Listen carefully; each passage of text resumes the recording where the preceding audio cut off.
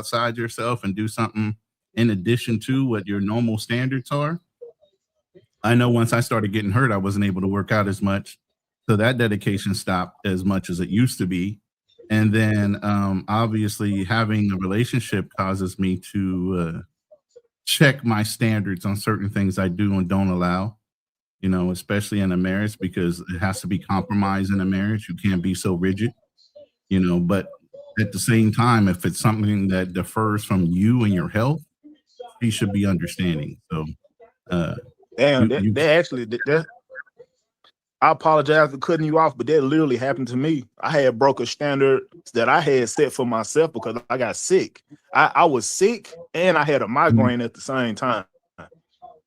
So I couldn't think straight. My stomach was screwed up. I had a whole lot going on. So what I had going on at the time, I pretty much had to actually, like, I'll say this, right? I told myself, this was a long time ago, over a decade ago. I was working at this job, and I was pretty much on my last strike. And they told me, if you miss one more day, you're going to get fired. And I was on the road for a good 3 months or whatever. But it was a situation that occurred to where I slept weird. And as a result, I didn't get sick from that, but I slept in a weird position and all the blood from my feet went to my head and I had caught a migraine. And on top of that, I had ate some bad food. I had got a stomach poison. And I told them what was going on, told them I was sick. And I told my supervisor, I let him know. I was like, I'll never miss a day after this, no matter what is going on. But I had to miss that day because I literally couldn't make it because of how I was feeling that day. Even when I tried to go, I couldn't go. I was literally vomiting on the way. So I was like, let me turn around. I can't make it happen. I can't do this. So when that happened, I ended up getting fired and things kind of went downhill or whatever. But this was a long time ago. And that actually taught me it's like the pimp say, in order to, I can't remember the saying, but it's along the lines of, in order to it's something like, in order to get ready, you have to stay ready or something along those lines. I think you guys know what I'm talking about. Yeah. If you're ready, then you won't have to get ready. So pretty much if I always prep and prepare, and just be on point and just have all my things in order, then I won't never be in this situation. So I've always stood by that 100%. So that's what happened to me. I had a strict standard set for myself, waking up 2 hours early, getting everything prepped the day before, but just circumstances occurred, that was out of my control, and one thing led to another. But give me 1 second, let me turn my computer back on.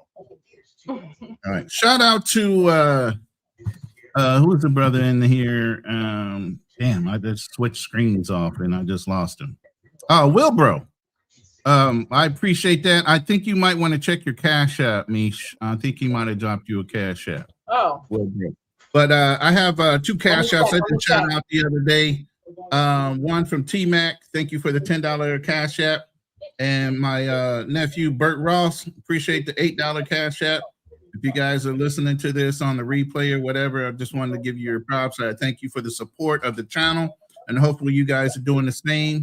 Misha has her Cash App scrolling at the bottom of the page. Subscribe and also, help support the channel. A shout out to Willie Brown Jr. sending me the $10 Cash App supporting the channel.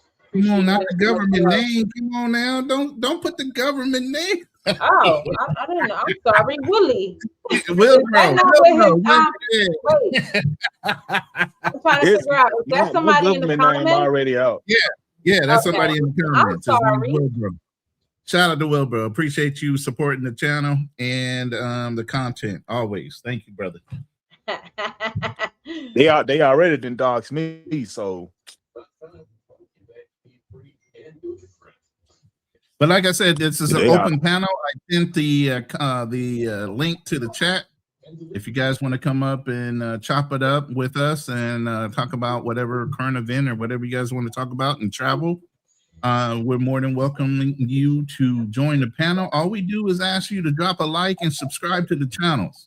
Everybody up here has got a YouTube channel, so it's always helpful to support each other. All right, go ahead, Misha. Hi, Sarah. Thank you for pulling up in the chat. If it's not a you know, one of those pages that like to start trouble. Let's go World Cup. Let's go. Yeah. Who you going for in the World Cup, other than the U.S.? Um, Are we actually in it? I I don't ain't even gonna follow. lie, I don't know nobody in there either. yeah. I would go for Jamaica, but I don't even know if they're in there. Yeah, I'm not even paying attention to it, to be honest with you. I'm seeing the jerseys and the hats, and I'm very much into fashion and like getting dressed up, and I'm very, very girly. So I was just looking at the jerseys just to put some little cute fits together. But other than that, I ain't really paying attention. Okay. Yeah. Anybody here a Knicks fan? I got a No, Rainier is. Oh, okay. So I know he's excited. Yeah, he's what's excited, the but series at right now? he needs the Spurs to win. I don't really have a dog What's in the this fight. I'm series a at Heat right fan. I'm a Heat fan, so he's Misha, kind of my what's the rival. series at? Is the series like close or what's going on? It's Because usually when they 3-1. want somebody else to win, they want to bring the game home so they can win at home. So they'll let a game slide so they can bring it back home and get that final win. And Yeah, so it's 3-1, but Rainier needs the Spurs to win, so that way he bet that it will be 4-2. oh, okay. Yeah, so he lose his bet completely if the Knicks win today. But yeah, he's a Knicks fan for sure.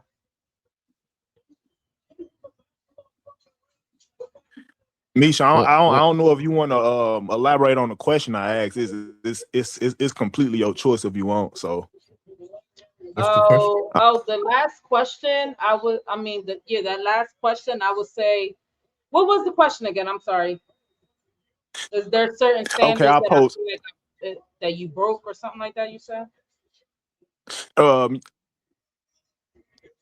I'll pose it again for you. So the question was, damn, I'm forgetting my own damn question. It's like, have you ever, you know, like broken your own standard because of some weird circumstance that happened to you in your life? I think that was the question. Oh, okay. You So know, like, and that could be anything, you know, like it was a standard you had and you broke it because of your kids, because of your husband, you know, because of like the job, you know, it was just some weird that happened. You were like, I know I said I was gonna do this and I absolutely need to do this, but I can't do it because of whatever. So yeah. Yeah, I would say, since Ronan had brought up something about marriage and stuff like that, and y'all know I'm a real ass bitch, and I keep it all the way 1,000 with y'all. There is standards that I feel like I broke in my marriage when it comes to being in the house, keeping up with certain things like cooking more often. You know, I'm a cook. I love cooking. Cooking more often, being less tired, things like that. And I'm going to say, when I traveled to the DR and when I traveled to Colombia, that's when I realized that I was slacking on. That's when I realized that I broke certain standards at home when it comes to like being more attentive to my husband. Because the way they are and the way that they cater to the men, like the way that, you know, you could go into the house, it could be 4 o'clock in the morning, and your Dominican wife or your Colombian wife, you know, you tell them you're hungry. You was out with the guys drinking, and two of your friends come into the house, and you know, here, if that happened to me, I would be like, tell these ninjas to get the F up out my house. I'm tired. My daughter's sleeping, da da da.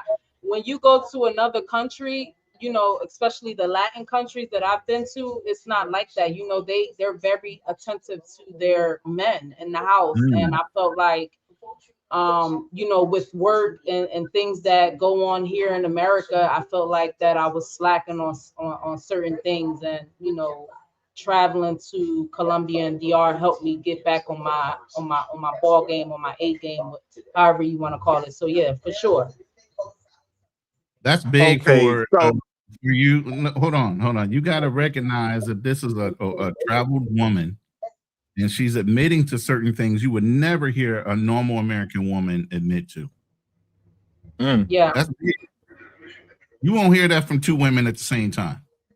Yeah, even like when the women, you know, they're especially in the DR, how they dress, how they're very much into themselves, especially in Colombia. Colombia got that more on top than the DR, in my opinion, how classy they are during the day and how pretty they keep themselves all day long. So when I'm there, I kind of like, I be like, you know, I come home and I start shopping and I start, you know, going crazy because I'm like, this is like, I'm not doing this stuff at home, or I was doing it in the beginning of my relationship. And now I'm starting to slow down, or I forgot to do it. But then we traveling to these countries where there are women who do it all day long with no problem. So there are certain things that you know, some standards that I definitely broke at home. And I feel like that's a continuing thing. Like that's going to always happen until, you know, somebody like wake you up out of it, or you go somewhere and you see somebody doing something that men love. You know what I'm saying? Like, so yeah, that's my answer. I don't want to get too much into it, but for sure, like, yeah, I broke standards here I in got my you. marriage at home for sure. No, I got But you. I'm back on top of 1,000,000%. my hair is done. My nails is not done because I didn't get to the nail salon. But I'm dressed, not in crazy, you know, clubbing clothes. But I look cute in the house, and I'm trying to work on that. I'm trying to work on being more cute in the house, just like I am outside. Because when I go to these countries, they are flawless. They are flawless all day long. And my husband tell me all the time, he's like, you know, you look good, don't worry about it, da da da da. But I'm just like, no, like when I go to these other countries, they on top of it, 1,000%. And I want to be My the lady same. go to the grocery store with her family looking good. I'm like, yo, where you going? I'm working and you going outside like that? You just going to the grocery store, but she's with her family, so I already know what's up. You know, That's Shout out to Carl B. we're Shout not out looking to Yo, DCPRC.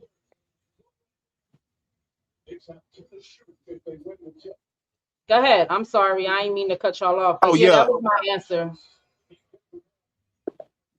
No, so I have one last question. I promise you, I have to ask this question. I'm gonna get the fuck off here. I know y'all are prodigy annoying asking these all these fucking questions. But No, so, man, we like your questions. So, I like them.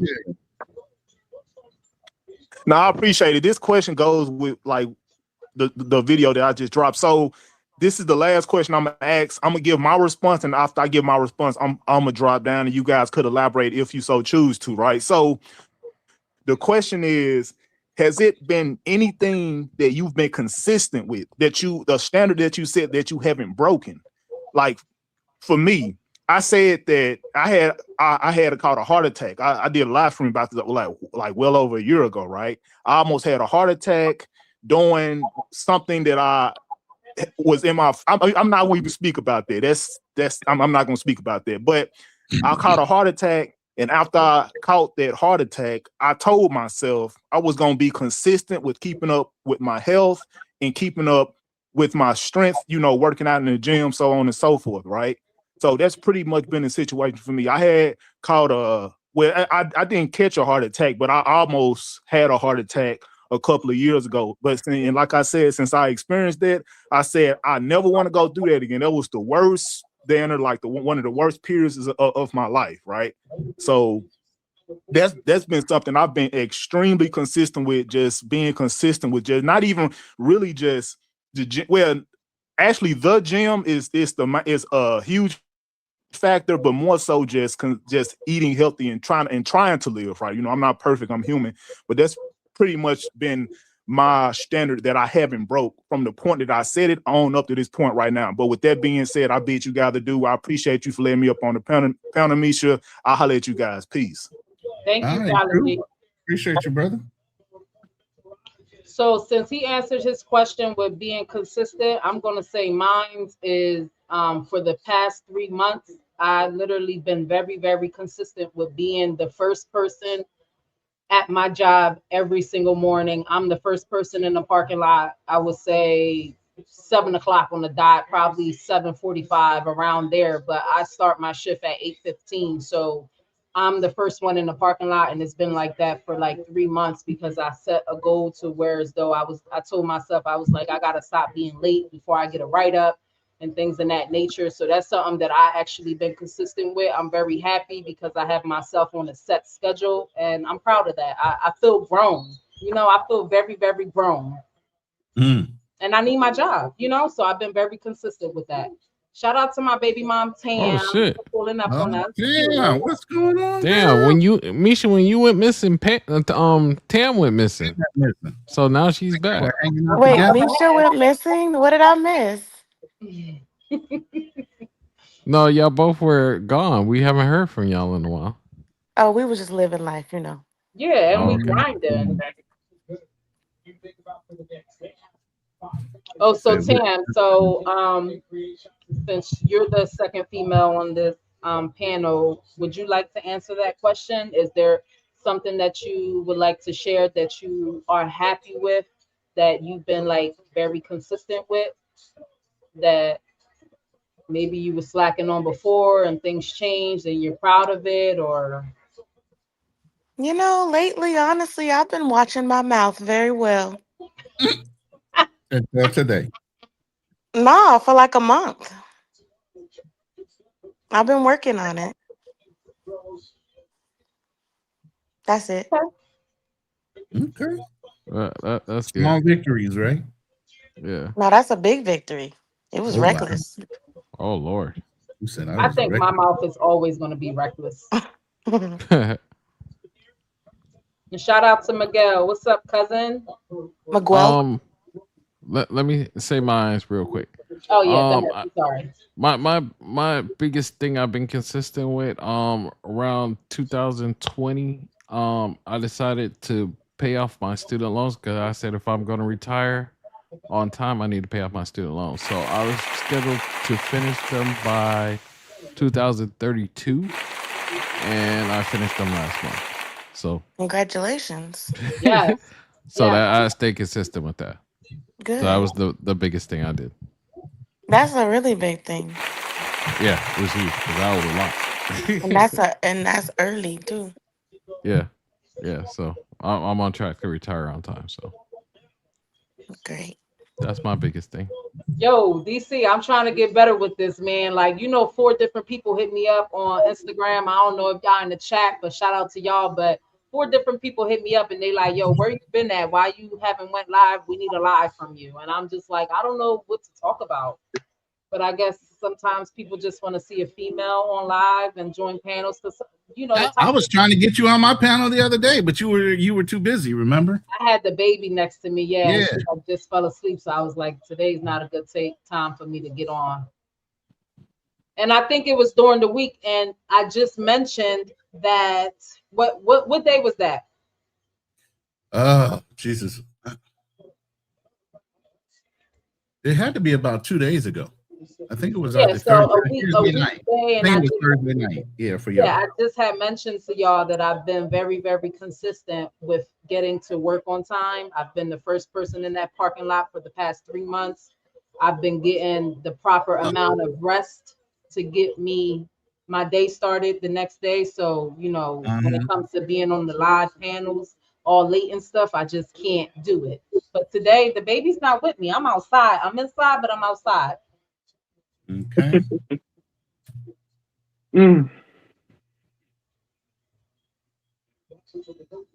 Oh, so my cousin sent you an intro video, but he ain't sent me. See, Miguel, bro, you messed up right there, bro. You should have never, ever put that in the chat like that. Shout out to Travel. Travel sent me a intro. I'm looking for Travels right now. I can't find none of them. Hold on. Travel, you didn't send me one, but I don't know how to upload it on here. I'm looking for Miguel's right now, but how many? When did you send it, Miguel? But yeah, I just put a whole disclaimer on one video, on one song from another subscriber of mine. So if you send them, I will use them in some way, somehow, some fashion. I would definitely. Yeah, Misha, I gotta learn how to do a lot of stuff too on StreamYard. I'm still learning. I'm looking for your email, Miguel. What's your email? Call B. Yeah, Misha. What's up with you? How you been? I've been fine. I've been doing my thing. Busy. Oh, okay. All right. Just checking. Oh, on you sent it 2 weeks ago. God damn, wait a minute, bro. Carl, where you been? All right, where you at now? Are No, you in the States or you still I'm in. in Yeah, I'm in the States. I'm Florida? in Florida. So He like was I've been. traumatized. I could have sworn he said he wasn't going to travel anywhere anytime soon. Yeah, Oh, not okay. anytime soon, especially with what's going on. But yeah, I've been kind of studying for that CPA, and then Okay. yeah, that's pretty much Man, it. don't stop your travel, man. Go out. Nah, man, I gotta stop. I gotta like kind of recalibrate because I have some really big plans about some stuff. So yeah, I've been talking with my brother, and I'm like, I think I probably spent like 7 grand when I went overseas, which I mean I have it, but it's like that's not the smartest decision. Well, on 'Cause that girl that ate all your food. Nah, not even that. It was just like, it was bullshit really. Like I didn't want to cook, so I was eating Subway and shit. Fucking nonsense. And then part of me I'm just like, when you spend money when you're young, it's different when you spend it when you're old. So I'm like, I know I can find a better use for the money. So, that's kind of why I did it. And that I'm like, you know, I kind of I think I have like an opportunity to make a lot of money too here. So it's like I just need like a good 5 years here, and I should be able to at least be kind of set in my 20s. So the plan right now was like I was gonna get 2 remote jobs. That shit hasn't been working out, but I've been like applying to places, but they kind of want me in person. But if I can get it like remote, there's like 2 of them that I'm really looking at right now. One of them, they pay really good salaries too, and I just want to like kind of come back here and just focus on whatever it is that I'm doing without distraction, and then I can go out and do whatever else that I want later on. So yeah. Mm. Damn, why is everybody quiet? Because Shit. I'm in my man, 'Cause I'm we were in my talking. email for this goddamn song. Like, I'm damn, sorry, I had to I grab a said We were slice of something talking. pizza. wrong. Man, My my shit's bad. buried. It's buried, Miguel. I gotta have you tell me what your email is in the back. I had to grab a slice of pizza. Well, If I yeah. don't check my email that day, it's gone. Man, damn. Yeah, now I really So, want to hear it. Go ahead. hey, What up, Style King? Buenas what's up? noches. Buenas noches. How you Yo, doing? what's up? What's going on, my brother? And thank Not y'all for much. letting me Man. join the panel too. Thank you. I appreciate y'all. Yeah, and then drop me your email when you get in the back chat, Miguel, because it'd probably be easier for me to search your email address and gotta scroll through all these emails that I don't look at. I try to keep my stress to a low, low, low. I ain't trying to look at all the junk email coming in. I gotta. Well, nah, I don't have a question. I was gonna say I had a question, but I don't. That might be a bad question. Why? There's no All right. bad questions, just All bad right. intentions. Do you guys know Haha Davis? Ooh, no, Cool. I don't. Okay. I Well, know he's who a that is, Travel. I know who Haha Davis is. all right. It's a He comedian. recently went on Shannon Yeah. Sharp's channel, and he talked about him watching his girl. I guess they're swingers, and watching his girl get plowed by another man. What? How do y'all Um, feel about that? Mm. No. In the end, he's like, "Oh, I hope it never happens again." Out that side, could y'all as men watch your partner get done like that by another guy who's bigger than you? By the way, that's what he said. And as a Salute to my girl, guy, would you 220. be okay with your man allowing you to do that? How about that? What the fuck? Who wants She to go trying to first? eat, bro. But anyway, Hey, one person at a What time. the Go fuck? ahead, Vernon, start off. yeah, no, and it's up to her. No, I'm not comfortable with it, and What do you mean it's up to her? it's up to her if it's the other way around. You get what I'm saying? if we're hunting together. Is she allows you to do it? Yes. Oh, okay. But me, nah, okay. I'm selfish, and she just got to be down with that. Yeah.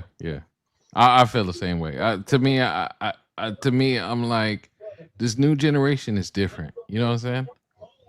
So maybe it's not because Diddy was doing back in my day, switching on some girl that was random, that was fine. But mine, nah. That was his wife. He said his wife. Yeah, nah, I ain't doing that. All right. I ain't doing that. But go ahead, Travel Style King. Y'all got time on your hands right now. Come up with a name. Hold on, I'll be right back. Bro, that was. I just saw that. Shout out to O'Shea Duke Jackson just dropped a video on that. I ain't even watched that yet though. But that's pretty wild. I don't think I would do that just because if you in love with somebody or you feel like you got emotions tied to somebody, I don't know. I think that's an ego thing. Like if you let your ego get the best of you and you do that, you kind of putting yourself in a position to where now he not feeling too great about himself. He destroyed his own ego doing it. So I wouldn't do it. Okay, but if somebody said do it for $1 million, would you do it? Nah. I mean, it's not really about the money. $1 million that's going to change your household completely, and you don't never got to see that person again. You won't allow your wife, to do that. I mean, I wouldn't know because she shouldn't even be my wife if we gonna bend our morals for money. That's called like selling your soul to me. Right. I'm only asking because I know money change a lot of mindsets. So that's the only reason why I said that. I don't agree. I don't agree with it. I'm not into that. And if who's that? And if my partner, was talking to me about it because he wanted me to do it or whatever, he won't be my partner. I'm sorry. Mm-hmm. Tam, how you feel about that? No and no. He said, nah, she ain't going. She's straight up blunt and quick with it. No and no. Ain't doing either. Shout out to cousin Miguel. I'm sorry, I'm eating a little bit. Yeah, hey Miguel, drop your email in the back so I can find your music. Yeah. I'm putting it down right now. Y'all in this email. Yeah, I'm putting it in there right now. Hey, what's up, Miguel, everybody? go ahead, answer that question. What's that? What's up, cuz? Answer that question. Oh, if I would be comfortable with my jaw getting bust down. Nah, ixnay on the xnay. Nah, it ain't. Nah, it ain't going down like that.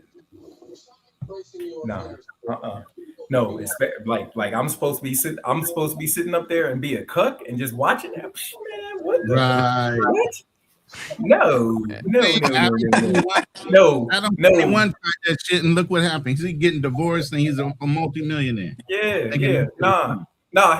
Look, bitch, you have some motherfucking class and cheat on me.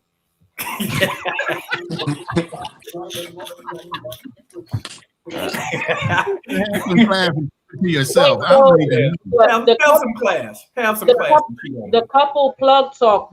Is that situation really going on, or is it for clout? What, as far as Adam 21 and his wife? Yeah, is that that's really going on? It's been in the no they said it they said it was fake that really? that she didn't really file and somebody stole their thing, which I think she filed, but then she changed her mind. But she said something. She made up an excuse. I don't know why she needs to leave. He was accepting of it anyway. So I mean, what's the point? Right. Like you giving but at the same time, like Misha was saying, if he lets you do that, do you look at him the same? I mean, but come on, Adam 22's always been a lame. Come on. It's not about that. It's about her feelings changing for her man. If he Yeah. allows her to sleep over and over and over with different Yep. men, as a woman, on a woman's perspective, Absolutely. I would feel some type of way. Like, damn, do you really care about me, or you just tossing me around because you know this is what we like to do for fun? Like, I would eventually look at you different after I'm already used to that money coming in. Yeah, and because Exactly. you hit the nail right on the head. And who said about him being a lame? Nah, that's really on some like pimp, like back in the 60s, 70s pimp type shit. Like, this my bottom, you my bottom bitch. You gonna do whatever I say. Go out and get that money, because basically that's what he did. He pimped his wife out. Wait, hold on. But I thought like they were kind of doing porn together, and this whole thing. It was weird. They were, Carl, they were doing it together. It became a business. But what I'm saying, as a woman, eventually you get used to that money, and then you're gonna feel like, damn, I'm for everybody. Like, I want somebody to just want me, like that. I don't know how to explain it. Maybe Tam can help me out with it because she's another female on the panel, but that's a weird situation. As a woman, like, I would eventually feel some type of way. Like, Yeah, I think I yeah, would end up calling for a divorce too. Like, I'm cool yeah, off you. You let me be cool with other men in front of you, and I've done like that. That situation is different. Mm. I'm cool off you. yeah. Like, I need, yeah. I gotta take your word for it. I can't explain it from the woman's standpoint, but what I can tell you is from the guy's standpoint. If you're gonna do something like that, he's got to be gaining something. And I think just off for that one video, like, and all the views and everything, and all the, man, they made millions off of that. So to me, he pimped her out. He pimped her out. And like you said, YB, they was he's always been doing some stuff like that, but it didn't blow up, and it only blew up because it was salacious. It was like, yo, this man is letting his wife get piped down by a porn star. Like, yo, that's, come on, man. Hey. Yeah. People Yeah, was, that first 15 seconds Yeah. was hot. I'm telling you already, I'm using that shit. yeah. I appreciate it, bro. At least, I bro, I don't don't know equal about y'all, opportunity. but I tend to have a little bit of a different opinion. Maybe it's new wave, but I don't really care that much, to be honest with you. I wouldn't go so far as like pimping her out and stuff, but most of the women that like, or most women nowadays, I wouldn't say they're for sale, but it's like, come on, they're. I live in Miami. They're all going. So yeah, So Carl, so that don't you're really okay surprise with me. Hey, all Carl, so you're going. that you so Carl, you're really, okay with your girl, your main girl, or whatever you want to call her, your partner, or whatever you want to call her, getting pipped down, getting bust down by another dude, or getting whatever Yeah, as smashed long out of as the she dude. don't I eat mean, all his like, food. because the thing is, I've never been like a I love you, baby type of dude, or like, I don't really want to have kids or get married. So I'm like, why does it even matter to me? I don't care as long as it's like you busting it open from time to Yeah, time but for me. All but right, whatever, do what you do.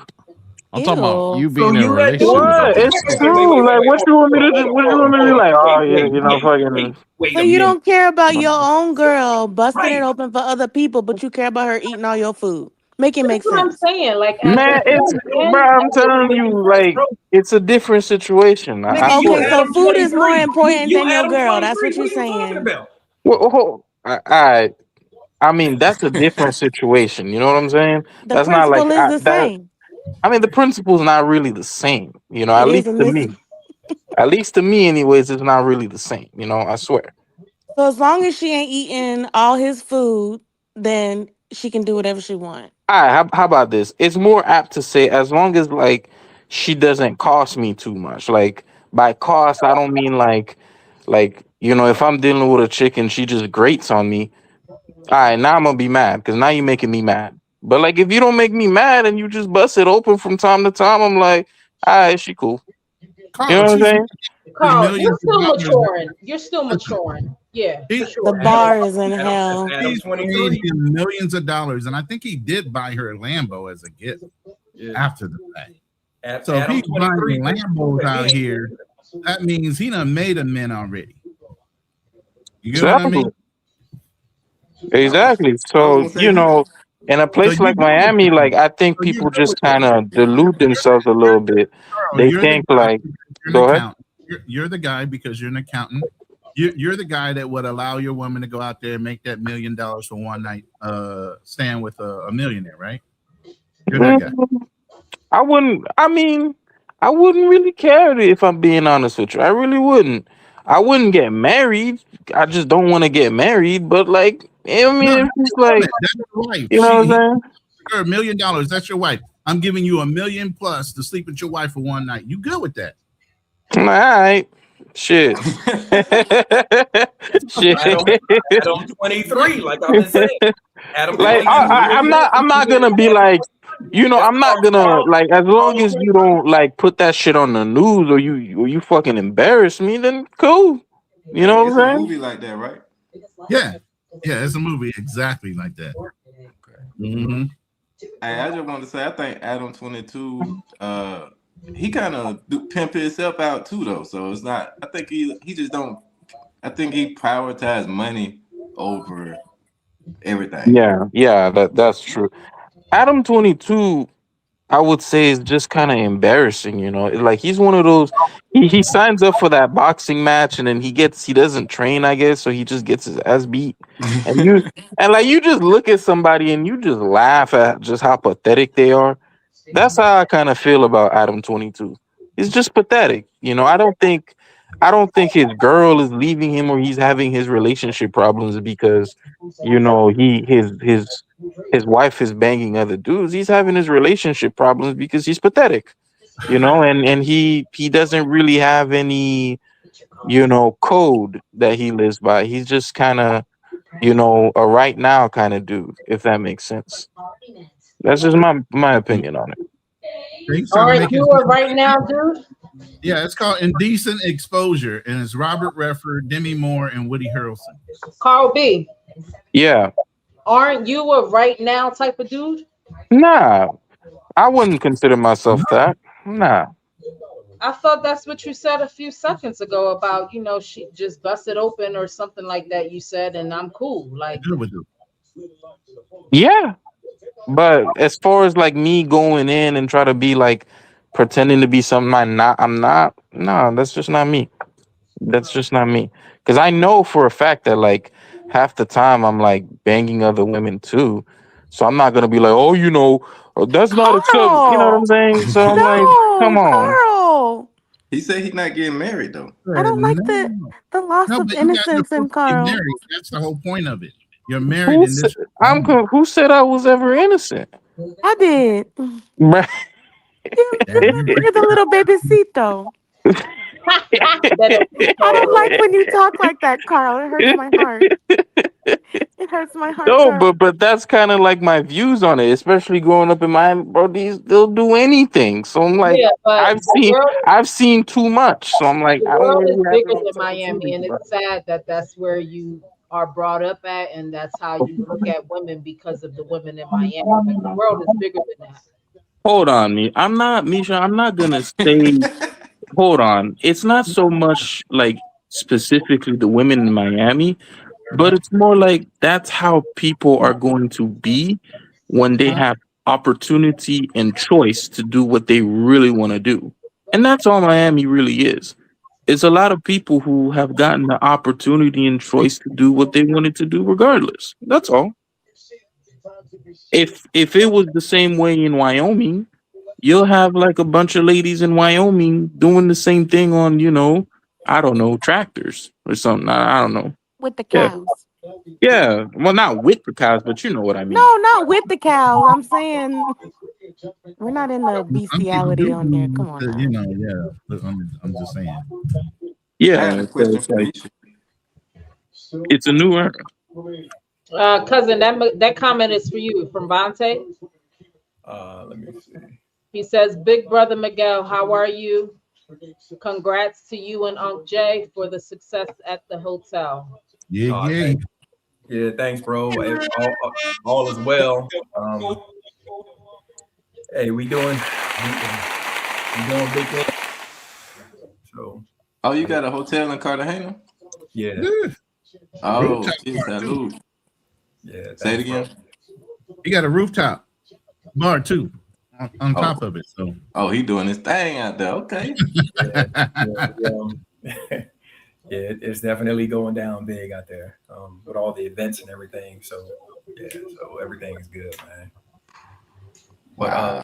But shout out to KB. I ain't know he was KB. Is like whatever, yo. Oh, 1 second. Since you didn't know he had a hotel, just to let you know, on my channel, I have only one video that I posted, and that was a tour of their hotel. It was my stay. I stood there for 2 weeks with my husband and my daughter. When you get a chance, go look at the video. I literally walk you through the whole thing. Yeah. Oh, that's dope. Yeah. Oh, cuz wait till you come back. Wait till you see the wait till you see the improvements that we made. There's some renovations. Yeah. Oh yeah, y'all improved it already. Oh, that's right. Yeah. 1 second. Let me read this comment. All right. KB by from Black Cleaner, he says KB heart is jaded. Mm-hmm. Luther Vandross. Hey man, I'm seeing KB in a new light, bro. KB out here slaying, bro. Oh man, okay.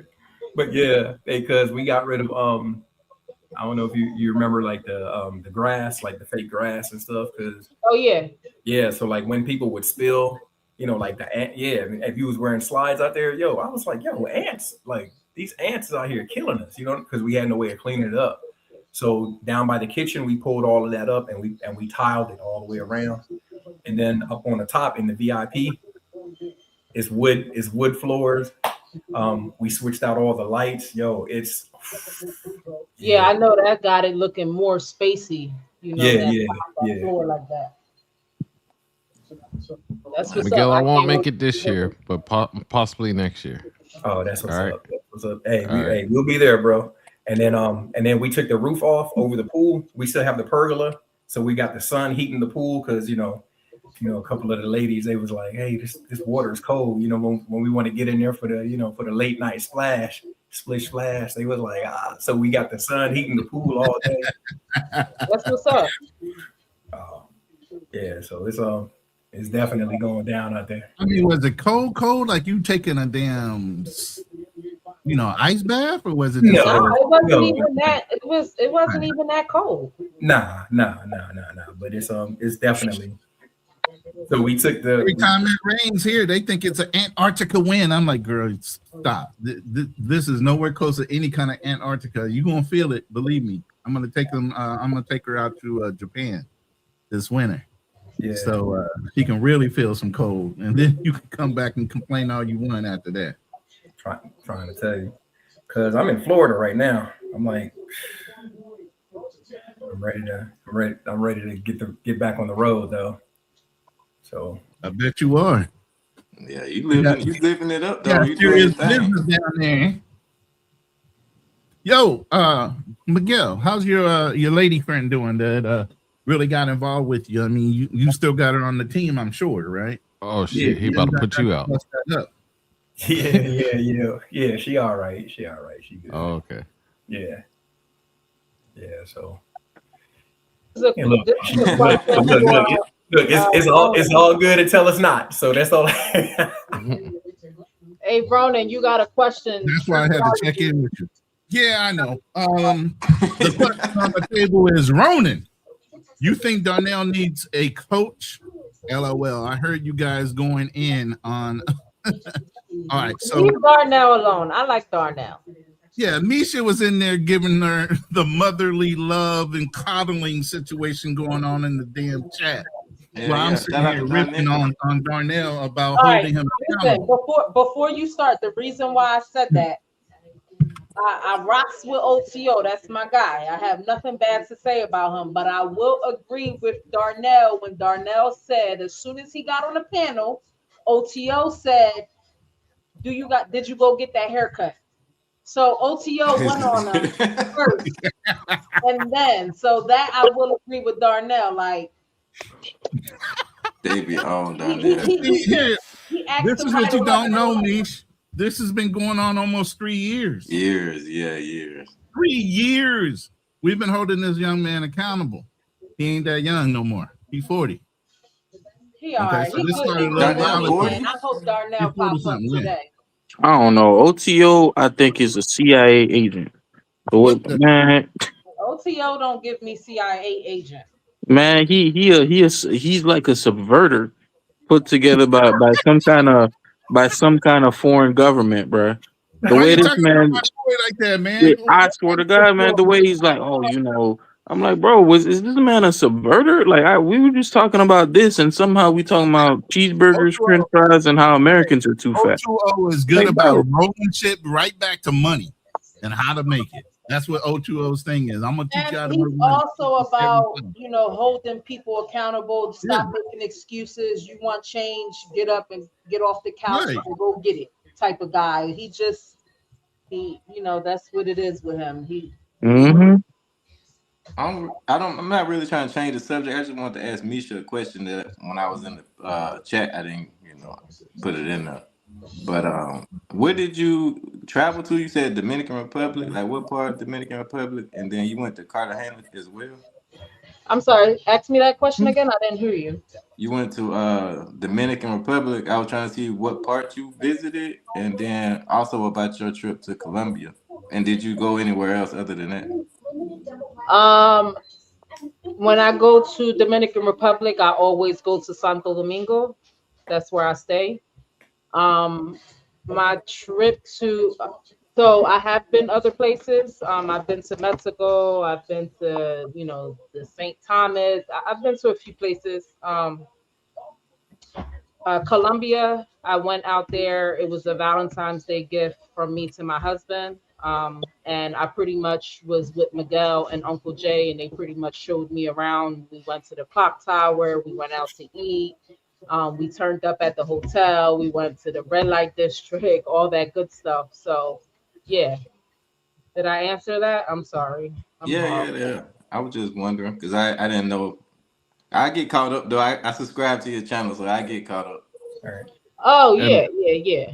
And Misha, your channel's growing. You almost at 500. Really? Damn. I haven't checked it.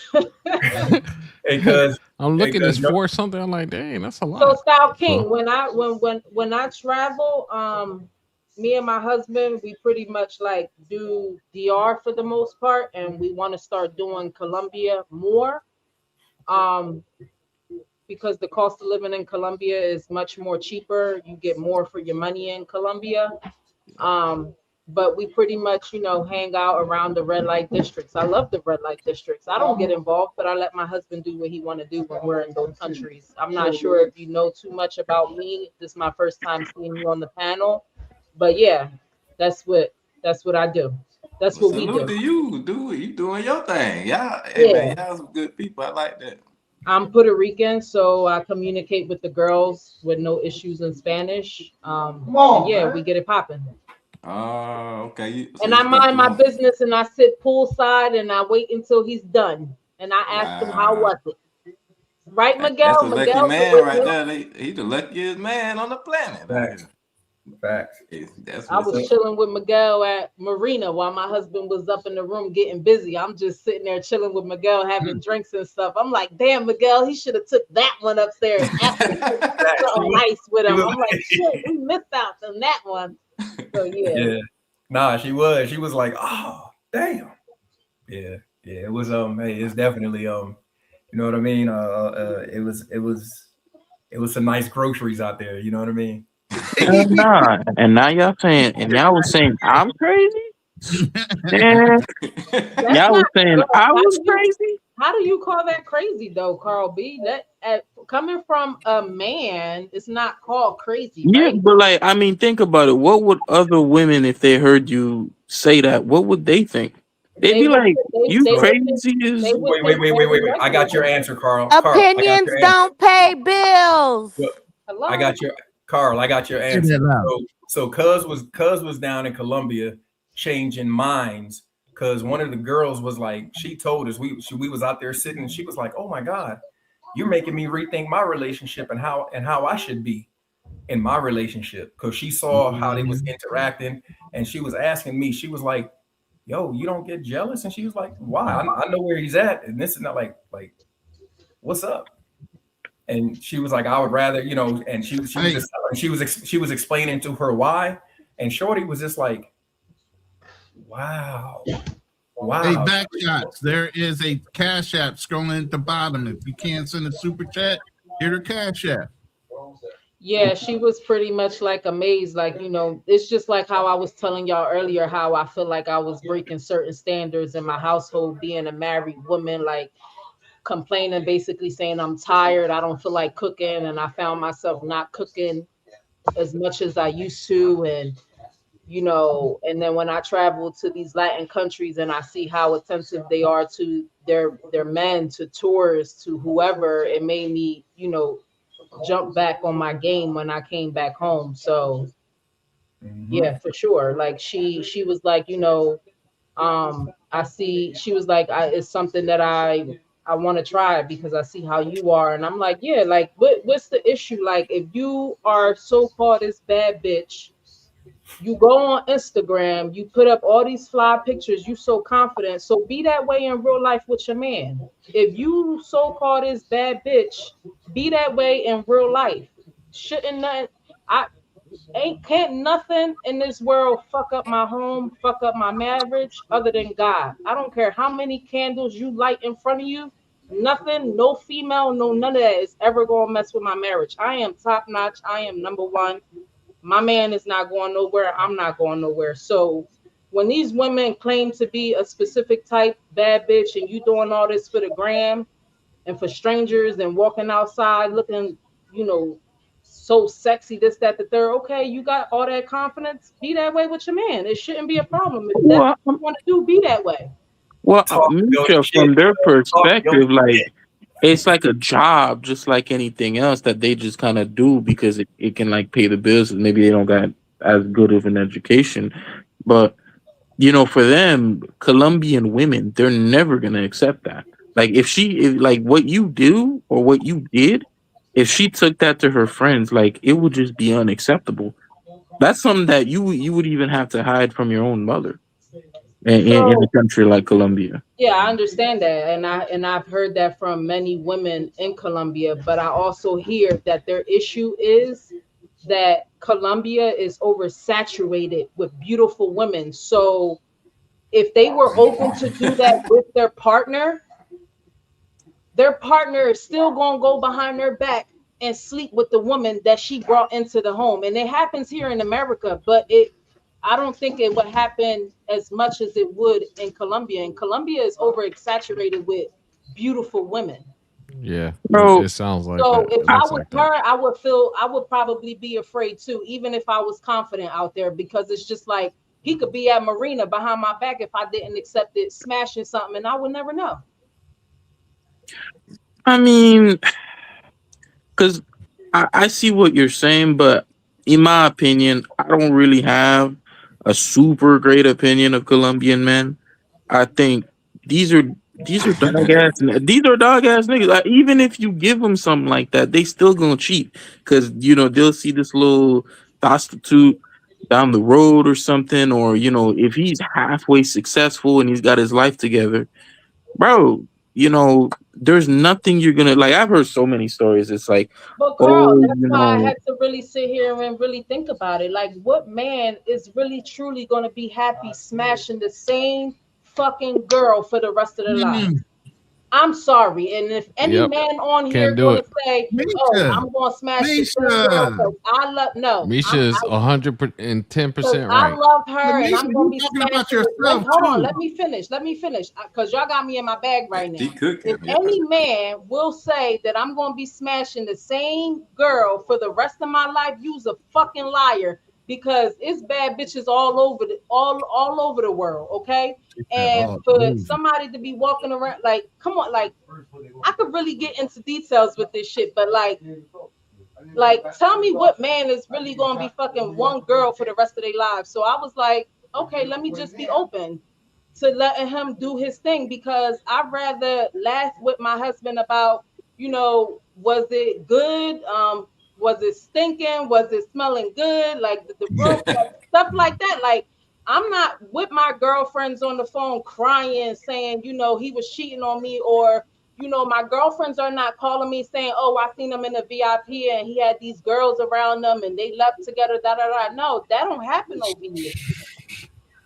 It don't happen over here. So I had to really like put my thinking cap on and and put this shit together. Like if we're gonna be together, I'm gonna let him explore, because what, like, show me a bad bitch and I'll show you a nigga that's tired of her. Point blank, period. Talk that shit, cuz. Yeah. Talk Yep. So Like, true. show me a bad bitch and I'll show you a nigga that's tired of her. So like, be that bitch. Facts. Damn, she right though. Yeah. So like Carl B, like I don't know what else to tell you. Like She said, "Get out your emotional ass feelings." What? Carl. No, I'm just saying that. How are people gonna be like, oh, you know, that's so messed up. You don't care if she's smashing other dudes. And it's like, I don't I do the same thing. I don't sleep with other men. I allow him to do what he do. I know about it. He's protecting himself, and you got to understand, like when he's dealing with these women, there is no connection. It's straight off business. It's different when it comes to me and him. There's a connection there. We love each other. There's emotions there. Like that's why I don't feel any type of way about it. And that's what these females here, when you say they not going to agree with what I'm doing, you're 1,000% correct. They don't agree with what I'm doing here in the States. And I'm sure I got family members talking about this shit behind my back, but I don't give a fuck, because all of them going through issues in their relationship except for me. Damn. Oh, damn. I think my family that got married and divorced, and I'm still with the same nigga. Talk that. So I'm doing something right. Yeah. I appreciate your perspective. Dodging every punch coming her way now. She got a good perspective. She got a good understanding of men too, as well. I mean, I do. Like my husband, like I don't ever like have to worry about anything, because he gets it. Like men have to get that shit out their system, and that's what you have to understand, Carl B. I think we cheat differently though. I mean, not cheat, but I think that if we like deal with a different sex, it's different. You know what I'm saying? I think for the majority of women, if they get with a guy, it's gonna be more. They're gonna be more tied to him versus a guy getting with another woman. If I got a wife or a man, I could stay with her, and even if I do sleep with somebody else, I'm not gonna break up with my girl because now I want to be with this other girl. You know what I'm saying? Like that's what I'm saying. My husband tell me all the time, why would I leave you to be with somebody that's gonna have a problem with what you're allowing me to do? It don't make no fucking sense. I think Carl sees relationship is equal. I think Carl sees relationship is equal. Yeah, a little bit. A little bit. So I see where he's coming from, in a sense that if I'm gonna do my thing, she could do her thing. I guess that's the new world of thinking when you're younger. But I don't think it works that way for me personally. Women are supposed to piss. Women piss sitting down. Men piss standing up. Women are supposed to hold themselves to a certain standard. Point blank. Period. So all that, you know, if he doing him, I'm doing me too. I don't agree with that. Yeah.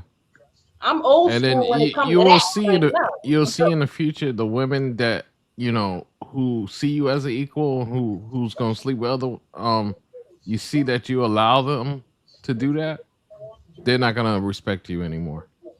Oh so yeah, you'll see that part of that. But Carl, I mean, I don't know about that. I don't know. I don't know about that one. I don't know about that one. Elaborate. I mean, because whether I've had all this, I've been in like relationships, I've had sugar babies, and it's just like half the time I'm like, bro, I already know. Sugar babies, Carl, you're the baby. Carl, you can't say everybody I'm in knows. relationships Listen, that didn't everybody have knows. sugar babies. Everybody. Oh, I mean, I would say it's more complicated. Like if you've never been in kind of like that situation, it's gonna be kind of like something that it's like, whoa, right? Like, but it's weird if like I could really describe it, because it's like there are times where you might meet someone and they just want like this, like whether it be the sex or whatever it is, and then there are times where you might be with a chick and she just keeps trying to talk to you and convert it into something else for weeks and weeks and weeks on end. I've kind of had both, where in a way it kind of ends up does becoming a relationship in a way. It's hard to really put it into words and describe, because it's like you can kind of tell, like you'll be like, listen, I don't know why you're doing this. I just want to fuck, but like you can just go fuck other people. Like I don't care. And then they'll look at you like, oh, like what do you mean? Like you think I'm gonna do that to you? And it's like, bitch, so that's what I mean. Like it can like depend. Like if that makes sense. I know it kind of sounds a little crazy. Carl, who hurt you? Tam, get him. I was honestly really gonna ask him, just based off his experience, just what he's been saying tonight, not necessarily what we're talking about right now, but it sounds like someone hurt Carl's feelings on his last trip. Oh yeah. That's how I feel too. I just don't tell everything on YouTube. You don't have to tell everything. It's in what you say, baby. What little baby?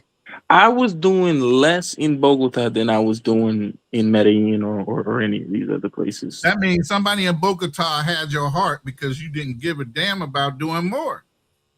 What? Something happened out there because something he said happened, he's yeah. never ever going back over there again. Miss me with the power outages or whatever it is that he said. Something happened. Nah, he was so excited to go over there. He was so excited. It was really the cold. Like I was getting cold ulcers on my skin, so like I would break out into these rashes and stuff from the cold. So I really don't. Wait, hold up, bro. Hold up, Carl. Hold up, Carl. Yeah. Hold up, bro. You didn't have no lodgings? Nah, obviously I had lodgings, but how you out in the elements so much that you getting cold, like these cold blisters? Colombia, bro. Bruh, it's Bogota every day. It's like 50 degrees, and it was during the winter time. So I came in with the expectation of summer weather. So I just bought shorts. I wore a light jacket, and I had me a honey to keep me warm at night. Hey.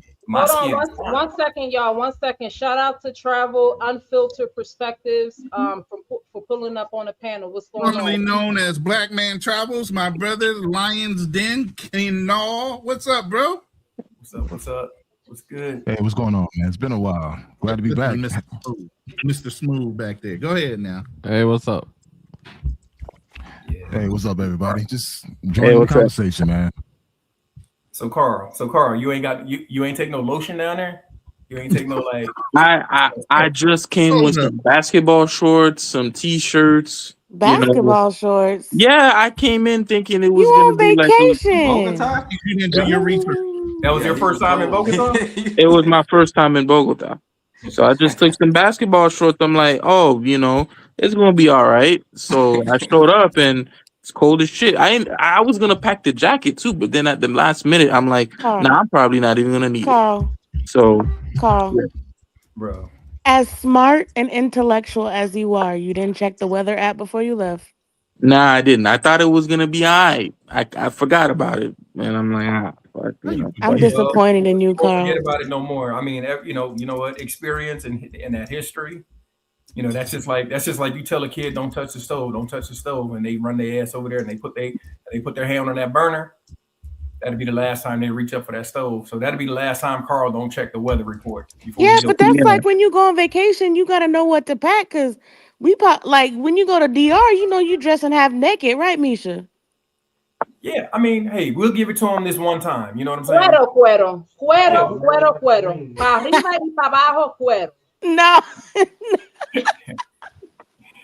Morena. Yeah, we'll give it to him this one time. But you still because we expected more out of Carl because Carl is Carl. Hold up. I want to get BMT involved in this conversation because he's Hey, been bro, around. y'all need to lower your expectations. Don't be putting me on these high Carl, you expectations, the man. one that be making yourself give us high. I'm Yeah, gonna What get can I man. Don't say? be giving me high like expectations and shit. You know I know that you've been way in easy. How conversation can for a we while. not, Carl? You the one put yourself up there, and we just trying to hold you up. But the fact that you didn't check the Don't do weather that. app, that's a big problem. Because Knicks that's like, Knicks looks like they about to win. Knicks won the championship. It's over. It's ooh, over. my best friend is sad. He's Man, a they Spurs didn't even fan. give him a shot at doing it at home, huh? Damn, New York is lit right But you now. know, you've been to Colombia a lot of times. You've been all over the world, literally. So I know you've been listening in on some of these topics that we've talked about so far, and it's not just about Colombia. You know, the openness of women, their mentalities of accepting new types of relationships nowadays, breaking traditional stereotypes when it comes to relationships. What you got to say on any of what's been said up to this point? And welcome back, by the way, my brother. I'm good. I'm so happy to see you. You have no idea. Thanks, man. I appreciate it, You man. know? Hey, can you hear me loud and clear? Yeah. I mean, it's kind of funny because I'm hearing a lot of travelers doing their thing, but a lot of them sound like rookies. So doing a lot of rookie mistakes. Mhm. But I think people just need to manage their expectations, man. Like, you know, the whole point of you traveling is to try different experiences. And I think people have forgotten about that. They just focus on trying to find love and all this bullshit. I'm like, yo, listen, go back to traveling for the reason why you're traveling and just keep it simple. Manage your expectations and understand that, hey, women are women, man. Like people try to position women as like higher than thou in different countries. At the end of the day, they're all the same, man. It's like it all boils down to the type of women you meet. So If you true. meet low class women, you get low class quality. If you meet high quality women that are about their business, then you're going to get the end results of that. So for me, it's just like travel the world, create experiences, create relationships, like genuine relationships, and take it from there. I think a lot of people have made this more complicated than they're making it more complicated than it has to be. Right. I agree. Facts. I was gonna suggest Cali, Colombia too. I know you can speak on that as well. Like, Yeah, man, I've been traveling to Colombia since 2015. Been to 7 cities. My last trip was Cali back in 2023 or 2024, I believe. I think Roland tend to make fun of my trip, my last trip you had a to nice Cali. trip though. You had a good Yeah, trip. yeah, of course, man. It's not I the get it trip, in. brother. It's the cyclement of the photos. Hey, man, listen.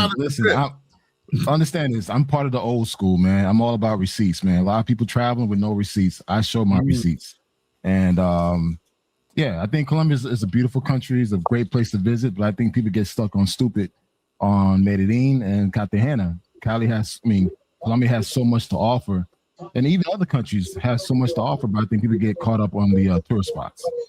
Yeah, because Cali is so much more better than Medellin and Cartagena put together. In my opinion, I love Oh, Cali. you been there? You been to Cali? Yeah, I've been to Cali twice. Oh yeah, yeah. It does. I went to Medellin first, and then it kind of turned me off to Colombia. And then I took a chance and went to Cali. I stayed for 2 months. I enjoyed myself a lot in Cartagena because of the hotel, Miguel and Unc Jay, and also they have a beach. But I like Cali more than.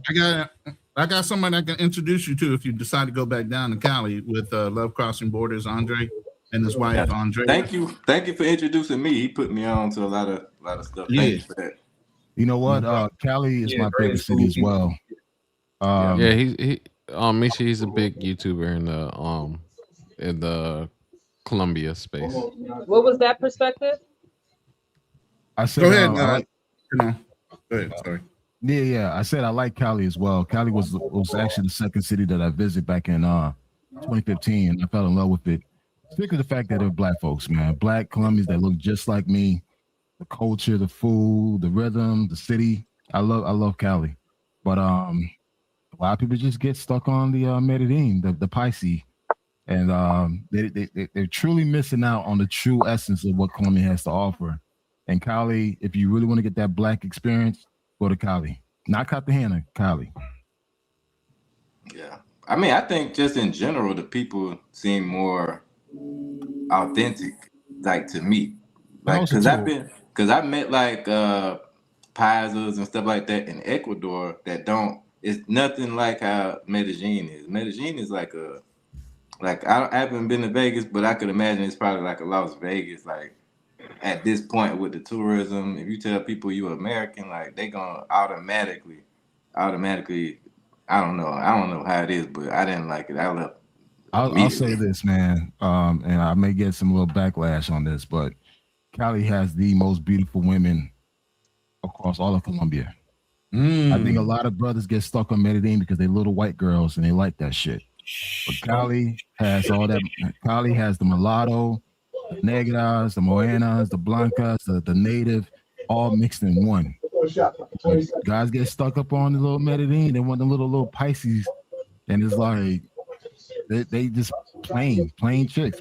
But if you really want some like quality, some spice, some action, some good time, go to Cali. And they got the best booties too. Yeah. But I feel like a lot of men like to fly to Medellin and make that the number one spot when they go to Colombia, because you don't have to work as hard when it comes to approaching women. I mean, we have to understand the type of men that go to Colombia, the type of men that go to Medellin. I mean, you got to look at the receipts that some of these brothers are having in Medellin. They going on down there to mess with chicks that look like they got tattoos all over their necks, look like they're on drugs. I mean, I'm sitting back. Listen, I've been quiet. I've been quiet for quite a while. I've been sitting back watching. I'm like, wow, you travel way out there for that. But hey, it's what it is. I'm not counting your pockets, and I'm not comparing what you're doing between the sheets. But damn, if you're gonna go overseas, at least get the baddies. Yeah, because you see when those people get scoped, they got those. Yeah, they got that type there, and it's just I'm like, seeing what? dudes getting scoped by fat chicks, and I'm like, wow. Wow. Okay. You ain't lying. The only thing you should be getting from a fat chick overseas is type 2 diabetes. These niggas be getting fat, bruh. My problem is like when brothers go to these countries and you go down there and mess with the lower totem pole women, then you want to come back and talk shit about American women. So I'm like, bro, if you're going to go to these countries, at least deal with the dimes, the A plus.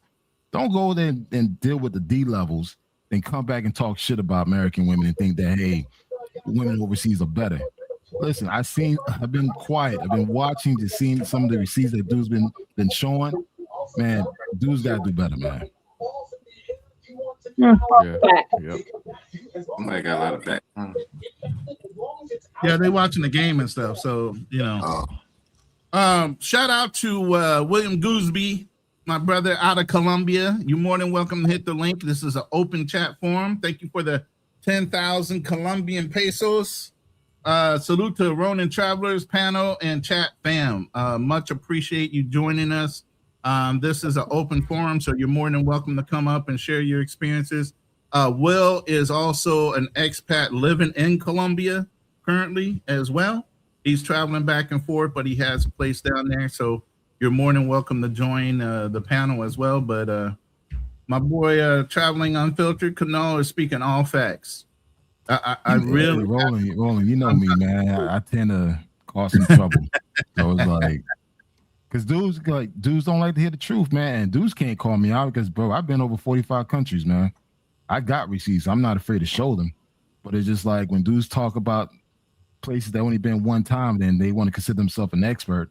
I'm like, nigga, please sit your ass down somewhere, man. You just started traveling. Like, calm yourself, man. Be trying to tell them, man, y'all just still wet behind the ears. Y'all talking like you know some shit, you know. So guys been out here a while, man. What's the topic, man? So I can stay on topic, man. No, we're open. We jumping around. It's open panel, so it's whatever topic you want to bring up at the time. If something current, if it's something about you notice in travel, it doesn't matter which way you want to go. That's why I said. And people ask, somebody, Mike. Will, I don't know if that's your mic. definitely will. Will, you might want to check your mic real quick because it's coming back like real digital. Oh Yeah, yeah. it's Mike. You got to mute him. Yeah. You check your check your mic, reset, and then come back, Will. Yeah, I Mic just check removed 1 them. 2 1 2. Yeah, we can hear you, Tan. Yeah, I'm about to get off. I got something to do. Uh-huh. I just See, this the way you said some shit like that. Where you at? Are you in America? Or you down south with one of your boys? I just got back from Louisiana. Okay. Okay. My cousin graduated, and I saw my Congratulations grandparents. to your Oh, cousin. congrats. Yeah, Ooh. and from McNeese State. Oh, that's what's up. So, What? FM McNeese? Carl, don't start. What? I'm just what is FM McNeese? I said McNeese State. Oh. You too young to have hearing problems, please. Well, I just never heard of it. Damn. It's Shit. McNeese in Lake Charles, Louisiana. Lake Charles, home of the Red Bone. Hey, that's Yeah, they for real cornbread fed down there. I'm I trying didn't to get to go. I didn't get to go to Lafayette this time, Y'all though. talking about my peoples and everything. Well, we talked about this. Remember? I'm trying to tell you. Woo. I said y'all live in a scarcity mindset. I grew up around that shit. Right. Both in Maryland and down And south. where the stations up, man, I got fried catfish from the gas station every day. Damn. Every day. And then I got back home and went to the gym. wait, pretty and they can cook. What? Did you just say all that? Wait, what? What exactly? She's like, what? What? You know I'm out of touch. I don't be knowing what's going on with y'all. I've been gone for a little bit. Game over. Shout out to NYC Knicks. Whoop, Sorry. NYC's about to be destroyed. Damn. Oh, well, Haiti just lost. Thank God it's already halfway. It's halfway. Haiti's out? No, Haiti just lost to Scotland. Scotland. Let me guess. They Scotland. lost like 7-0. What? 7-0. Man. Where you got that number That's from? awful. Damn, did they have a goalkeeper? What the hell? No. Right. It's That's awful. 1-0. They lost to 1-0. Oh. They look like a 7.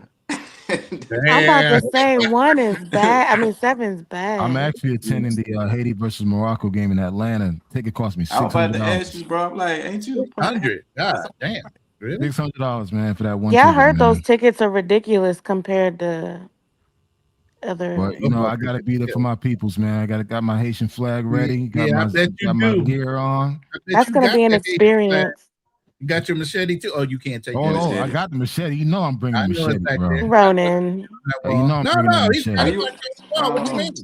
That's my boy. Yeah. No, I just said Ronan. That's it. I can't say your name. I'm trying to insult my brother. I just said I can't say your Let name. me tell you guys something. I will Every Haitian, stereotype the shit out of Canal. No. Every Haitian has a machete. We all have a machete. All of us. I keep one in my car and I have one in the house. Right. Come on.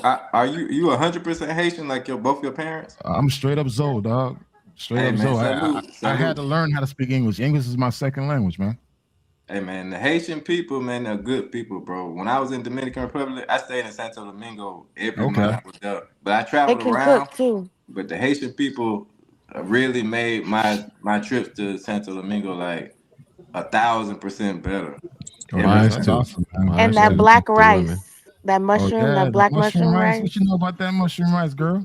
I dated a Haitian. What you mean? You know, once you date a Haitian, you can't date anyone else. You know that, right? It's hard to replace us. I mean, he was a light skin though. He's still Haitian. What the hell? Yeah, but he was a little different. America changed him. Well, shit, I'm American Haitian. I mean, I'm Americanized. Him. I'm not comparing y'all. Him. Well, I don't compare men because everyone's different. I will never do that. Is he a white Haitian? I mean, was he raised by No, white he parents? just light skinned and he's stupid. That's it. Oh, okay. Damn. He don't know me. Okay, I always keep it real. And That's more of a personal life choice. Wait, shout chose out, these shout people. out to Will for pulling up on the panel. What's up, Will? Hey, how you doing, Miss Lady? I'm good. How are you? Oh, he Pretty said good. Miss Lady. I haven't heard that in so long. Oh my God, I feel old. He said Miss Lady. No, it's polite. I know it is. I'm just Misha. kidding. I'm just kidding.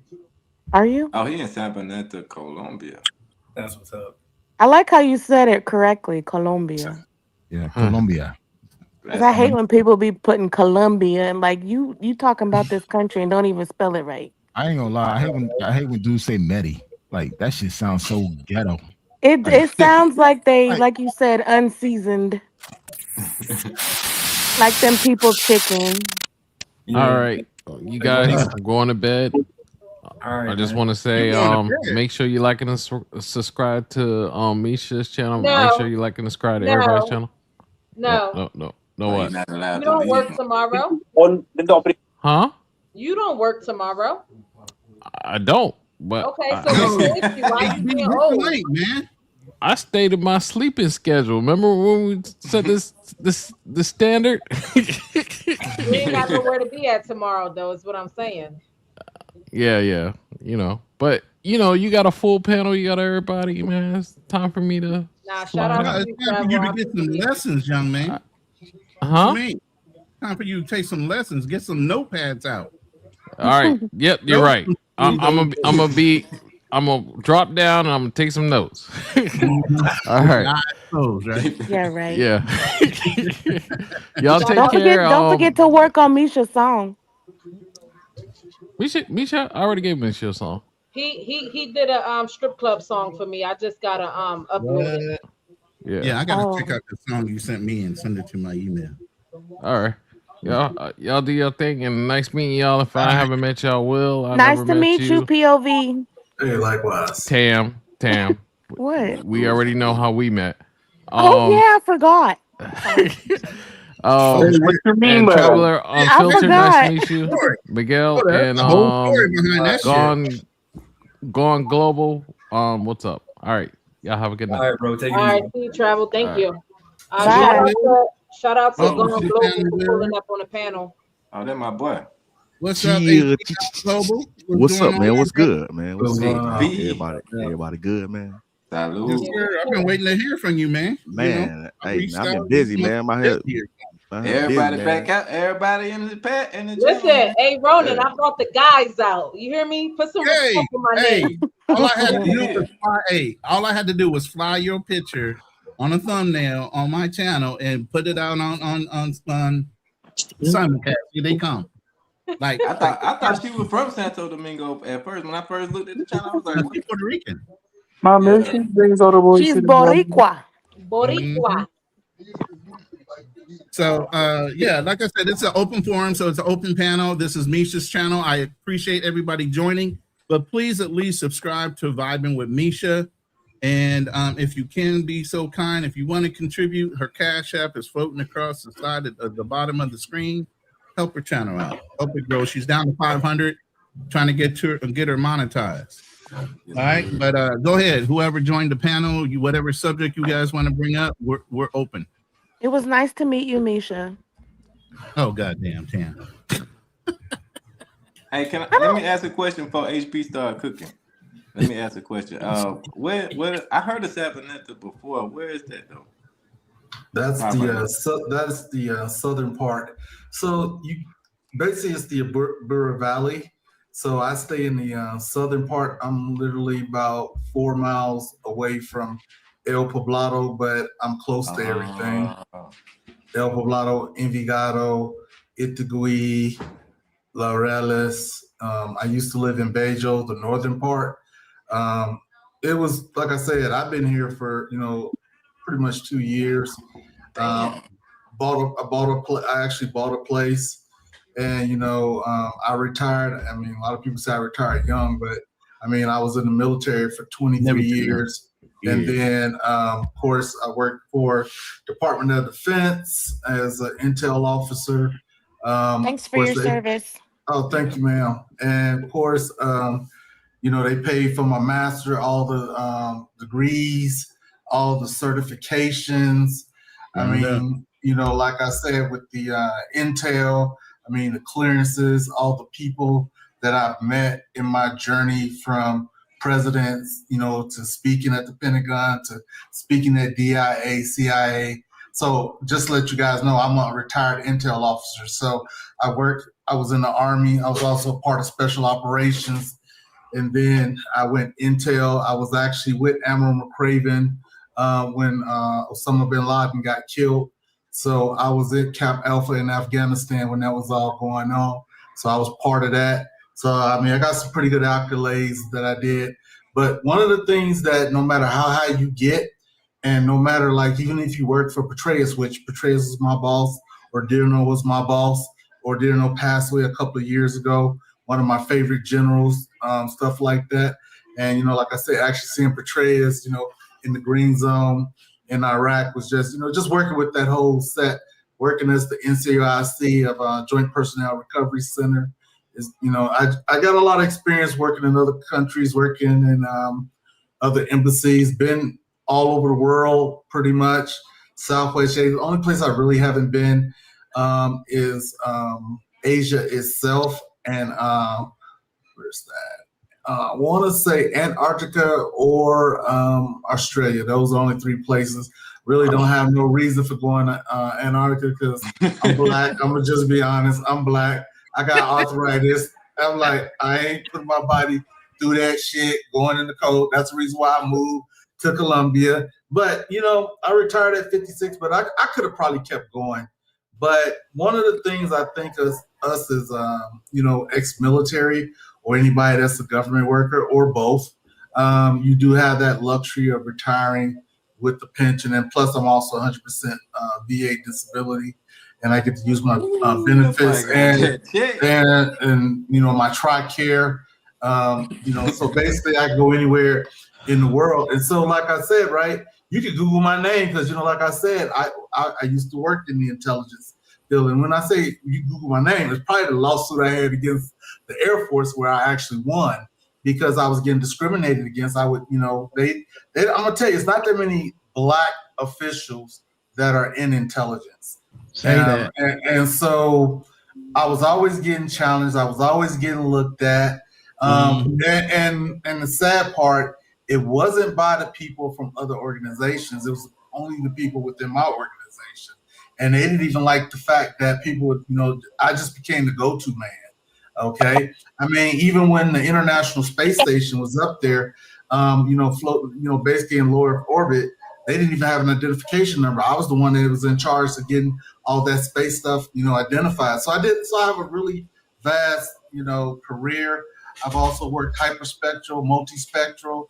Multispectral is really interesting because that's how we look for oil. So if you understand how that goes, so it's a lot of cool things, and that was the school that I ended up going through NSA when I said the certifications. So yeah, you can still have all those accolades and, like they tell you, hey, you got this, you did that. But man, I'm going to tell you, Jay-Z said it the best. He said, I'm a billionaire and they still call me nigga. I mean, you can't say it no louder than that. I mean, you see the emphasis of what they're putting on Elon Musk, being the first trillionaire, which is unreal because let's be honest. I never thought I'd see a black president in my lifetime, and I damn sure didn't think we was going to see a trillionaire in our lifetime. So anything is possible if you let that sink in. Put an first African American trillionaire. You put the emphasis. You put an asterisk on that damn first black president. So you know what I'm saying. But come on, man, keep going, my brother. Come on, he was black. I always shit. Well, I'm talking about just America as historians, okay? Hey, you know what? Everybody has a right to their opinion, and the whole thing is. I think he's right. I see what he's trying to say. I know what he means. Got a whole bunch of LGBT rights and nothing for black folks. Yeah, okay, keep going, my brother. Yeah, go ahead. No, it's not like that, my man. It's not like that. I was just talking in general. But no, hey, look, everybody got the right to their opinion. That it doesn't, matter. I'm a historic person, so I don't just look at stuff from just one polar side of the aisle. I look at everything. As an intel guy, we get told that we have to lose our biases. And I'm going to tell you, that is the hardest thing that it took for me to train. And it's not an easy thing when people think it is. Even when you, even when I profile people, I mean, you're talking to a guy that blew up, American soldiers and stuff like that. You're interviewing this guy. You're trying to get information. You're trying to get all the stuff you can. So you're using different interviewing techniques and interrogation techniques. Like one of the things that really works a lot, even if you understand that technique that works really well in your life, is love of family. Because people that have love of family, that's always the weakness. So that's one. So it's always easy for me. So even like when I let people talk, I'm like, you could think you're eating me up, but you're actually eating yourself up. I'm that kind of person. I'll just make you reveal everything about yourself just based off of how you react to me. It is nothing about shooting shots. It's the fact is that if I don't know you, I gotta respect you until I know where you're coming from. Because I don't know where you've been, so I can't say anything. So I have to have respect for everybody. Whether they have it for me, that's irregardless. As long as they ain't hurting me and my family, they can say what the heck they want to say. I'm not gonna be that type of person to, swing back. Life is too short. I done been close to death too many times, blown up by an IED, shot at on the battlefield. So I could care less. Like I said, I got the 2 Bronze Stars, but I got people that ain't came back that I know, that I've actually seen die, that I actually tried to stop a sucking chest wound. So, okay, I used to be an infantry guy. So there's a lot of things I can say. I have 4 different MOSs over my years of being in the military, and I wouldn't change anything. I remember when a lot of people was telling me, hey, don't go into the military. That ain't for Black people. But I'm going to tell you right now, it's the quietest way and quickest step to becoming a millionaire in America if you do your money right. And that's all I got to say. Now, unless y'all got questions about Colombia. I do have questions about Colombia. I have questions. Stop. Yeah, go ahead.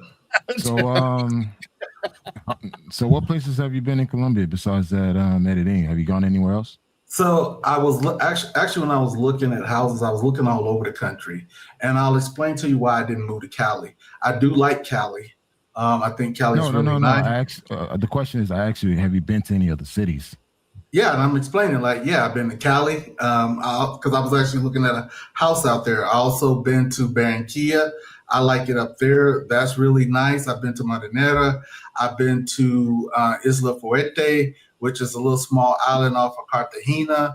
I've been to Bogota. I've been to Buscar. I've been to Barbosa.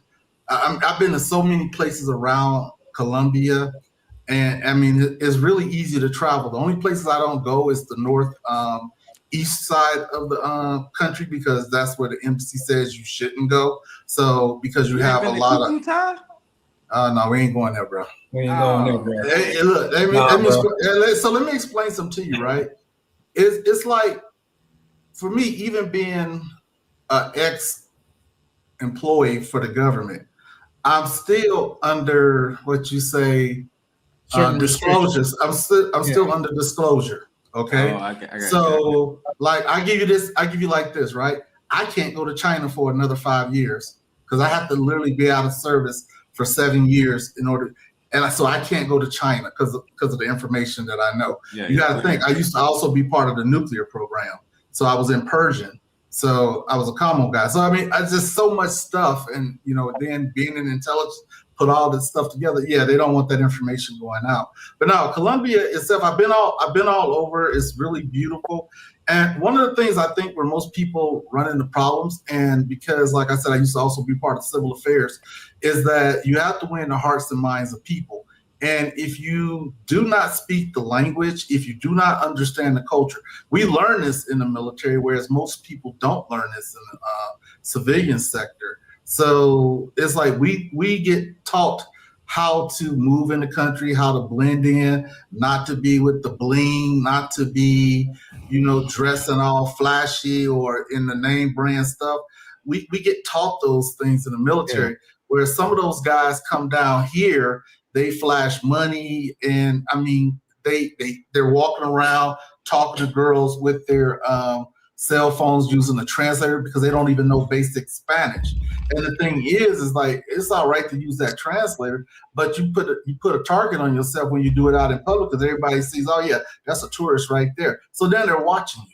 And then they're watching everything you have on. So I mean, it's the opportunist society. They're not going to just go out there and get you. It's kind of like no dog papaya. If you don't get them papaya, you don't have to worry about anything.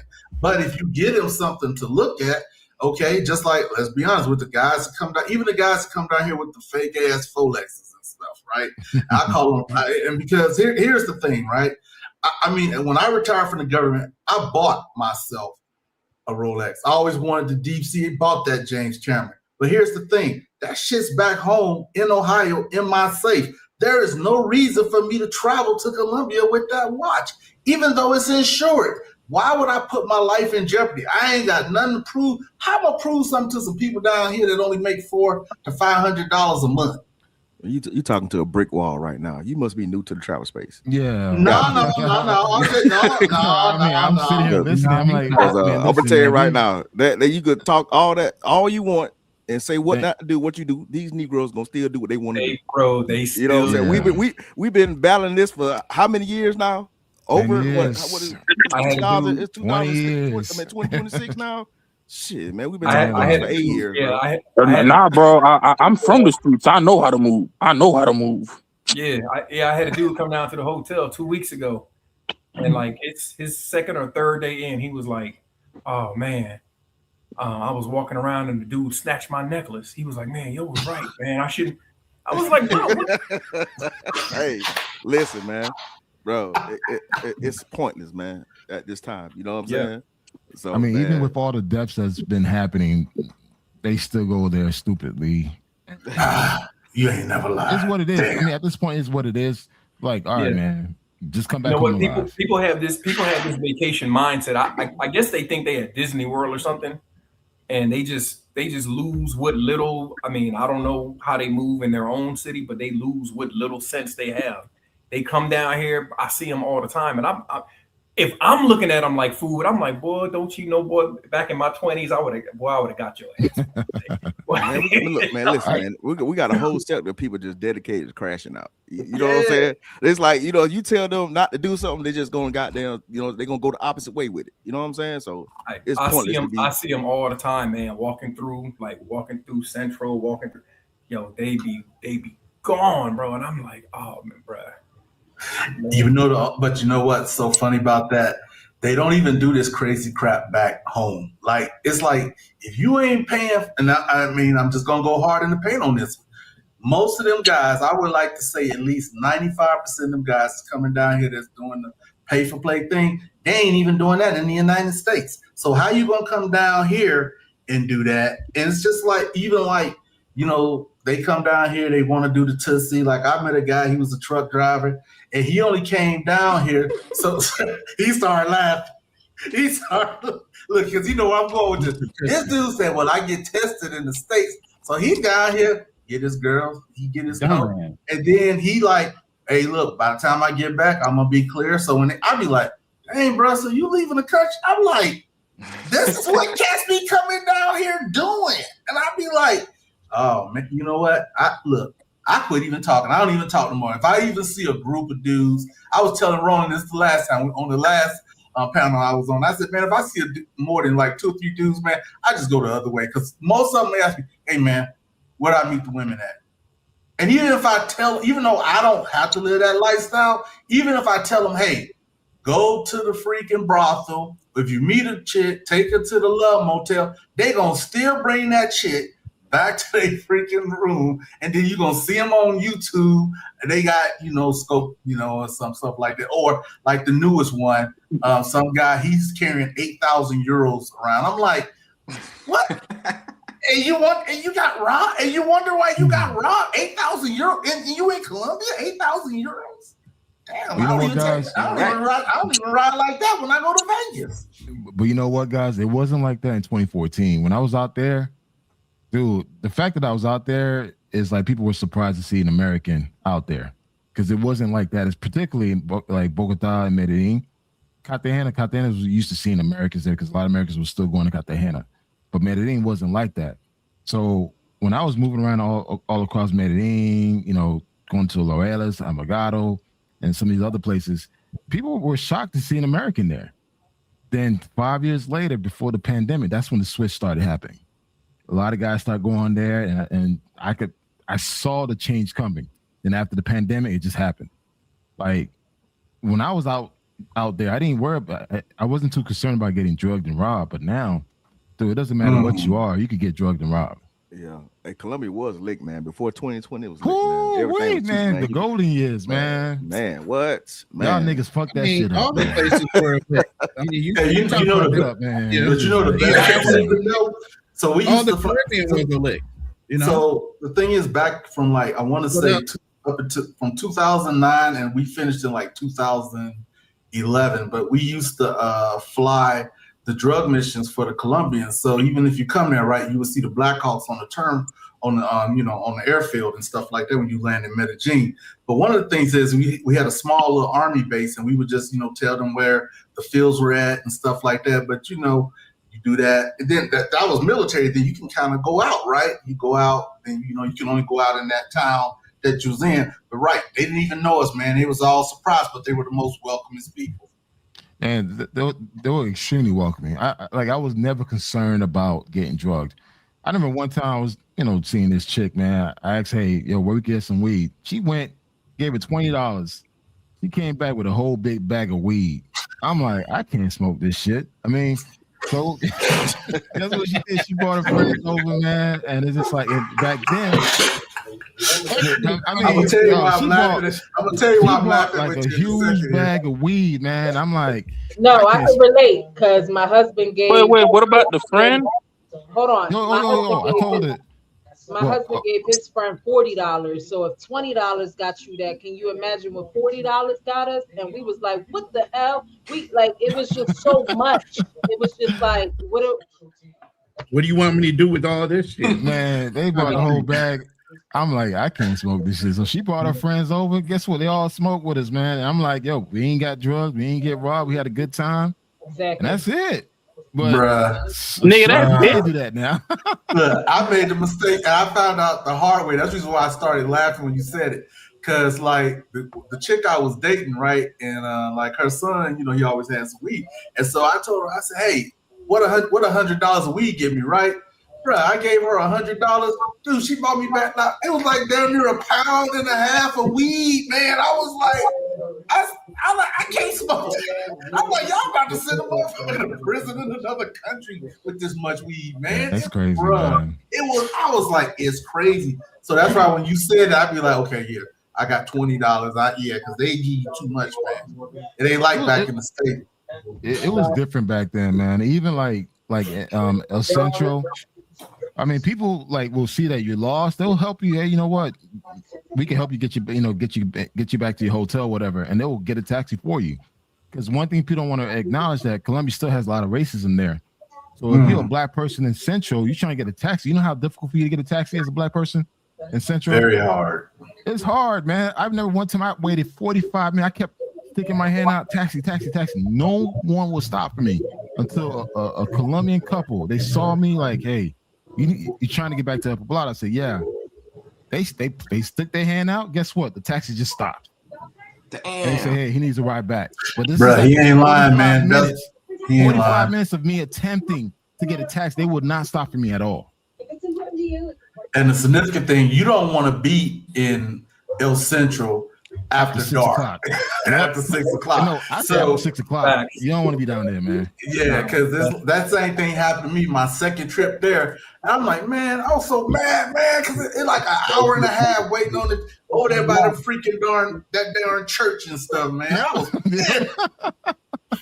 Yeah, that's the spot where I try to get a taxi from too, man. Two black dudes, man, trying to get a taxi. And then, like I said, this Colombian helped us and stuff. And I'm like, Negro, you speak Spanish. You could have asked somebody to help us a long time ago. Because I just not started learning Spanish, man. I'm still learning.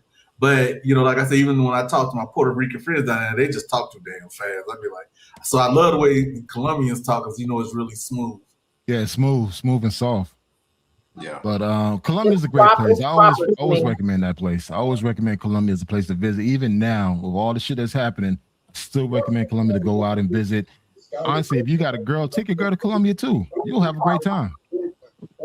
They don't believe in that. No, I mean, shit, I do. I take sand to the beach all the time. Hey. A lot of these guys across these YouTube channels, they be acting like, tough Tony. Don't bring sand to the beach. They going out there by themselves, doing whatever they doing. Man, I believe in taking sand to the Hey, beach. you mean, remember Anton said when the you same take thing, sand to but the beach, you bring more sand by bringing your own sand with you. Yep. So, I'm about to say it's a couple different kinds of guys that's in this same space though. Everybody, got their own thing going on. Like you were saying, like some people want to, pay for play. Some people, I'm like me. I'm trying to learn from what's his name, Miguel. Like he doing what I want to do. I want to open my own business in South America.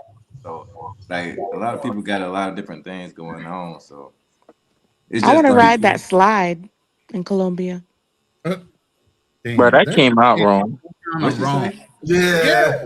Y'all just nasty. We ain't got to wait. We ain't got to go wait. No, there's a long slide. I want to ride the slide. I got a slide. You talking about that one? You talking about that one? I'm trying to see. Look, as long as I've been to Colombia, I ain't never heard about no damn long ass slide. There's a slide down there. I don't remember where it is though. No, I know. In El Salvador? No, it's in Colombia. Yeah, I saw it because I was planning a trip. I'm sorry. 1 second. Shout out to OCO for pulling up on the panel. What's going on, OCO? What's going on? I can't call it. How you doing? Good? Yeah, just chilling. Got the live stream popping. We see you. I know, man. A couple people hit me up on Instagram. They like, we need you to go live. I'm like, what's so special about me going live? I don't have too much to talk about. I can't get you on camera when I'm live. Exclusive. Yeah, that's what's up, man. But the guys are helping me out. Tam, shout out to all the guys that pulled up on the panel from Ronan's side, from my side. Shout out to y'all. Of course, hey Roland, I put a picture out there in the back to show everyone that you could bring your woman to Colombia, man. There's a picture in the back.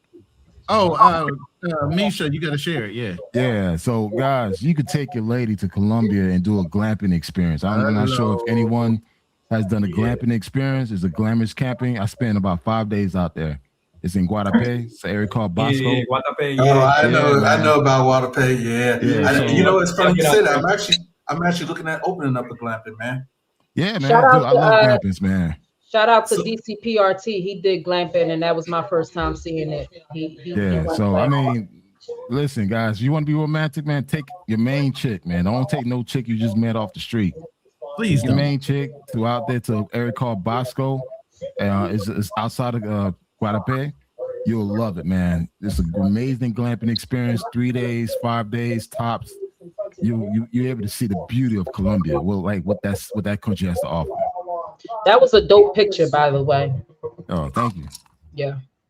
Yeah, they got a lot of glampings with a lot of activities too, man, like wine tasting, skylining and stuff like that. I mean, it's just so much stuff to do. So like even when I bought my house down here, that was one of the things. It's like once you get the investment visa, then you can start applying for Colombian credit, and then you can start building your business that way, because you laid a foundation. So that was one of the reasons why I bought in Medellin, because Medellin is actually the most expensive place to live in South America. It was at one time Bogota, but they are far surpassed Bogota right now. Because no one doesn't go to Bogota like that, man. I mean, Bogota is cool, but no one doesn't really go there. Carl does. I knew you was gonna say that.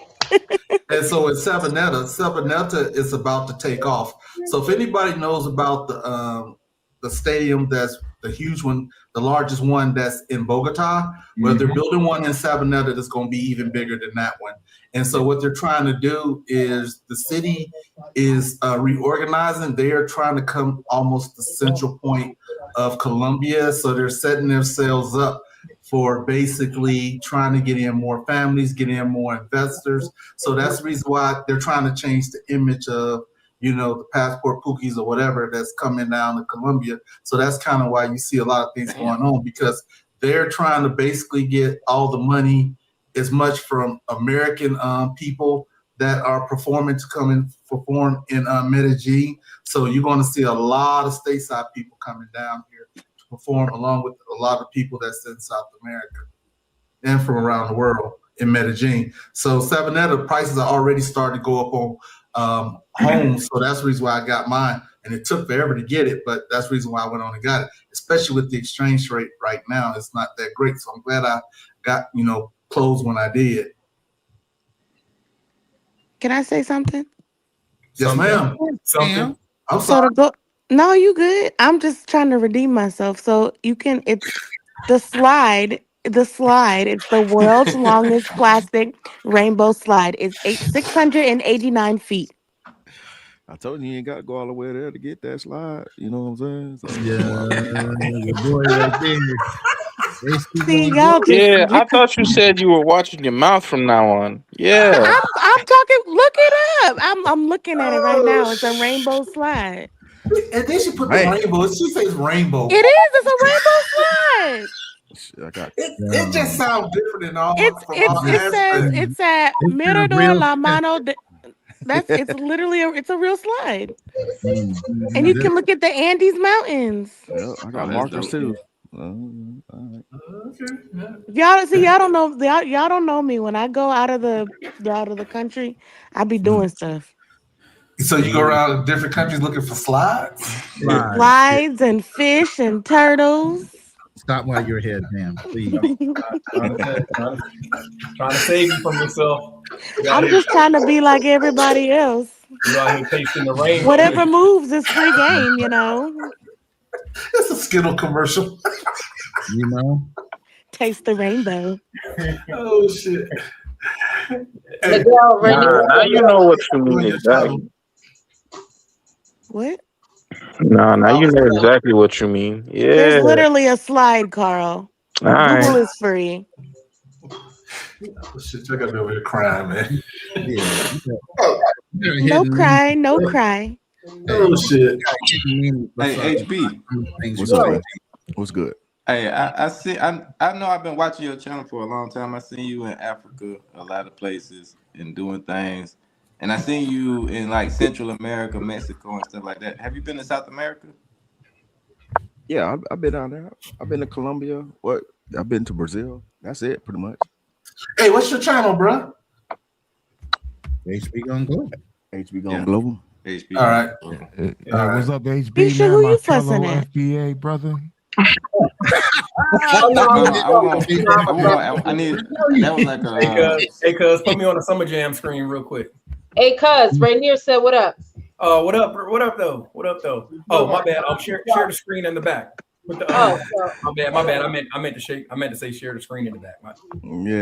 Yeah. Black travels, man. Yeah, fleeing black. What up, my fellow FBA brother? Yeah, How fleeing you doing, black man? American. What's good? Fleeing black brother? American. What's good?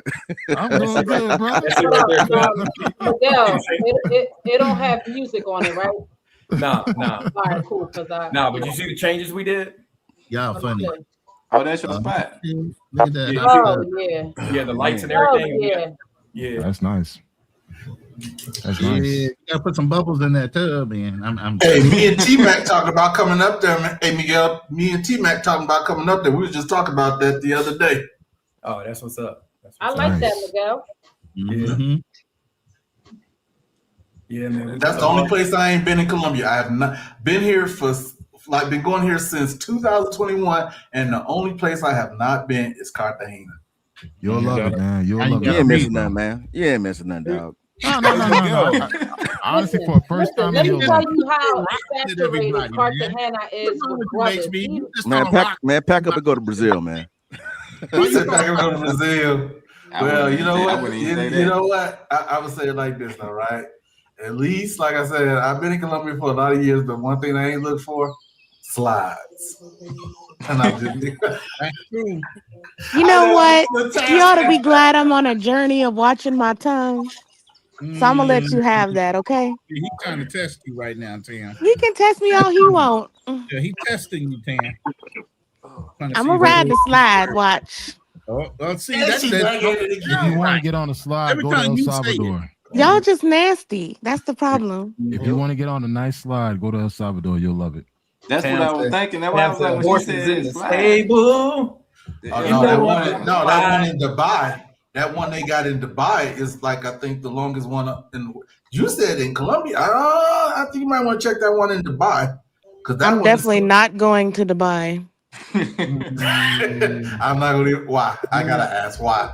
You already know. She don't want to get shit on, man. Hey, Frontier. I'm glad he thinks this is so funny. Girl, I don't know why you laughing, bringing basketball shorts to Bogota. Oh, I got cold sores. Yo, that is What nice. you want from me? You know, I'm not. I don't fuck with the cold. Yo, that's Italy right there, baby. Look at that right there. Frontier, I don't mean this with no disrespect. Is that a real background or is that like? That's real. That's He's real. been trying to show y'all for like 83 minutes. Yeah, that's a real background. Yeah, where you at, bro? Lame ass doing that shit the whole time. You still in Switzerland? Whoa, somebody relax with the hate. Damn. Get that hate off your chest, brother. Hey, Frontier. That's very Frontier, lovely, where you man. at? Rat tail off yet? Jeez, get a life, bro. Hate don't look like a good color on you, my guy. Hey man, hey, you know what I'm saying? Hey man, I've been getting it, man. I've been getting it all that. Y'all a mess. Frontier, where you at? Italy, Lake Como. Okay, it looks like Utah a little bit. Utah. Yeah, I can see that. Yeah. I can see that. Just a little. Yeah, no. Nice little villas in the background. It's nice. It's a nice place. People are cool. That looks like a great place to ride a slide. Yo,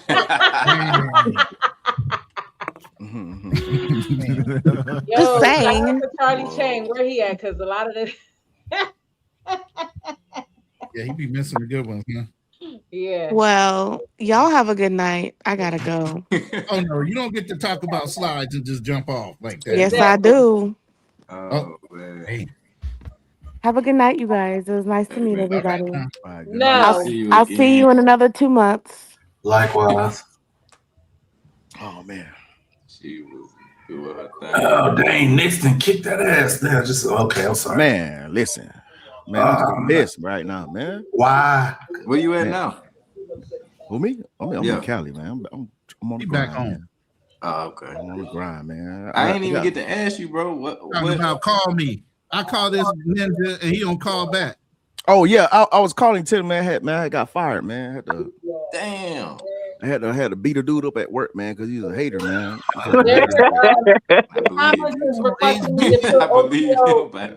let him knock me off my square, man. You know what I'm saying? I'm kind of down about that shit, but I found something better anyway, making more money anyway. So it's all good. The chat want me to put OTO back on the big what screen. made you choose to go back to Africa multiple times over traveling South America?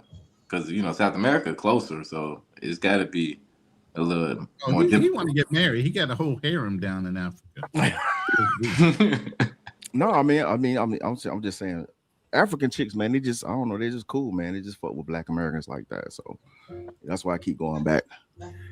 So you feel like you get more of the royal treatment? Yeah, I get a lot of love out there, man. You know what I'm saying? I don't know what it is. You know what I'm saying? Bro, like I don't know. There's a light skinned ninja down there. You know what I'm saying? You get white privileges being black. Yeah, it don't help being 6'2". You know what I'm saying? Yeah, that no, I get a lot of looks. Yeah, I understand the whole package, but you are getting some white man. Then you don't have to worry about you don't have to worry about any language barrier. You know what I'm saying? I agree. I mean, they be tricking out there, but like, you know what I'm saying? You can finesse that. Wipers. Plus, he loves those big trunks. Oh yeah. I heard they thick down there too. South Africa, they're very, very, very trick. South Africa is amazing, man. But that shit crazy out there. Look, like South Africa's like this, man. So did they see put a you chick in the village with like? Do you have to stay in a certain area with the other light skinned people? Nah. With the colors. Oh, hell no. Throw some rocks back. He slid that right on y'all up know I'm in there, bullshit. I man. just fucking with my boy, man. He slid that right. That was smooth. Hey, HD. I ain't mad at you on that I one. had a South African girlfriend here in Atlanta too for a little while. Hey, HD. You could probably confirm on bad. this. Nice. Typically, when you see a woman in South Africa up she was a top, little, you know, she was from here though. She Americanized. It was kind of typically bad. women from South Africa up top, they're very But yeah, small. so do you ever stay in the village? Or Yeah, they got this little thing. They talking about some when they young, their grandparents or their mama sweep their breasts. That's why they be like some little superstitious shit that they be saying out there. Sweep their breasts. Yeah, because they don't be having the boobs and shit, but it's like they be thick as hell. Yeah, small waist. But yeah, I mean, South Africa gotta have your bread up. You know what I'm saying? You know, they ain't a place where you can just, you know what I'm saying, like they ain't no Colombian trip. You know what I'm saying? None of those places. If you want to be like, you know, if you broke to Tanzania, in Tanzania, however you want to pronounce it, that's the place to go. But South Africa, cool, man. I like. It's well modernized. You know, it's just like being in the U.S. You know what I'm saying? For the most part, you know, lost the brother to Africa now, man. It's just like you just driving on the left hand side of the road, and it's majority black people. 6 months to a year is Africa. Yeah, I was out there 6 months. I was out there 6 months last year. You stayed 6 months? Yeah, out there. Yeah, I was out there having a good time. Yeah. OTO. You changed his zip code already. You got questions? I watched you, but you had some nice videos. That trip you took to, was it Tanzania? Was it Tanzania with the beaches and stuff that you? Oh yeah, are you talking about? Yeah, that was in Zanzibar. Yeah, that was dope, bro. Oh, Zanzibar nice too, man. They got some beautiful See, little spots you can go to, little caves, little water, sea turtles and all that stuff like that. Like? Beautiful water. They got that green water out there. Real nice. What's my sound bite?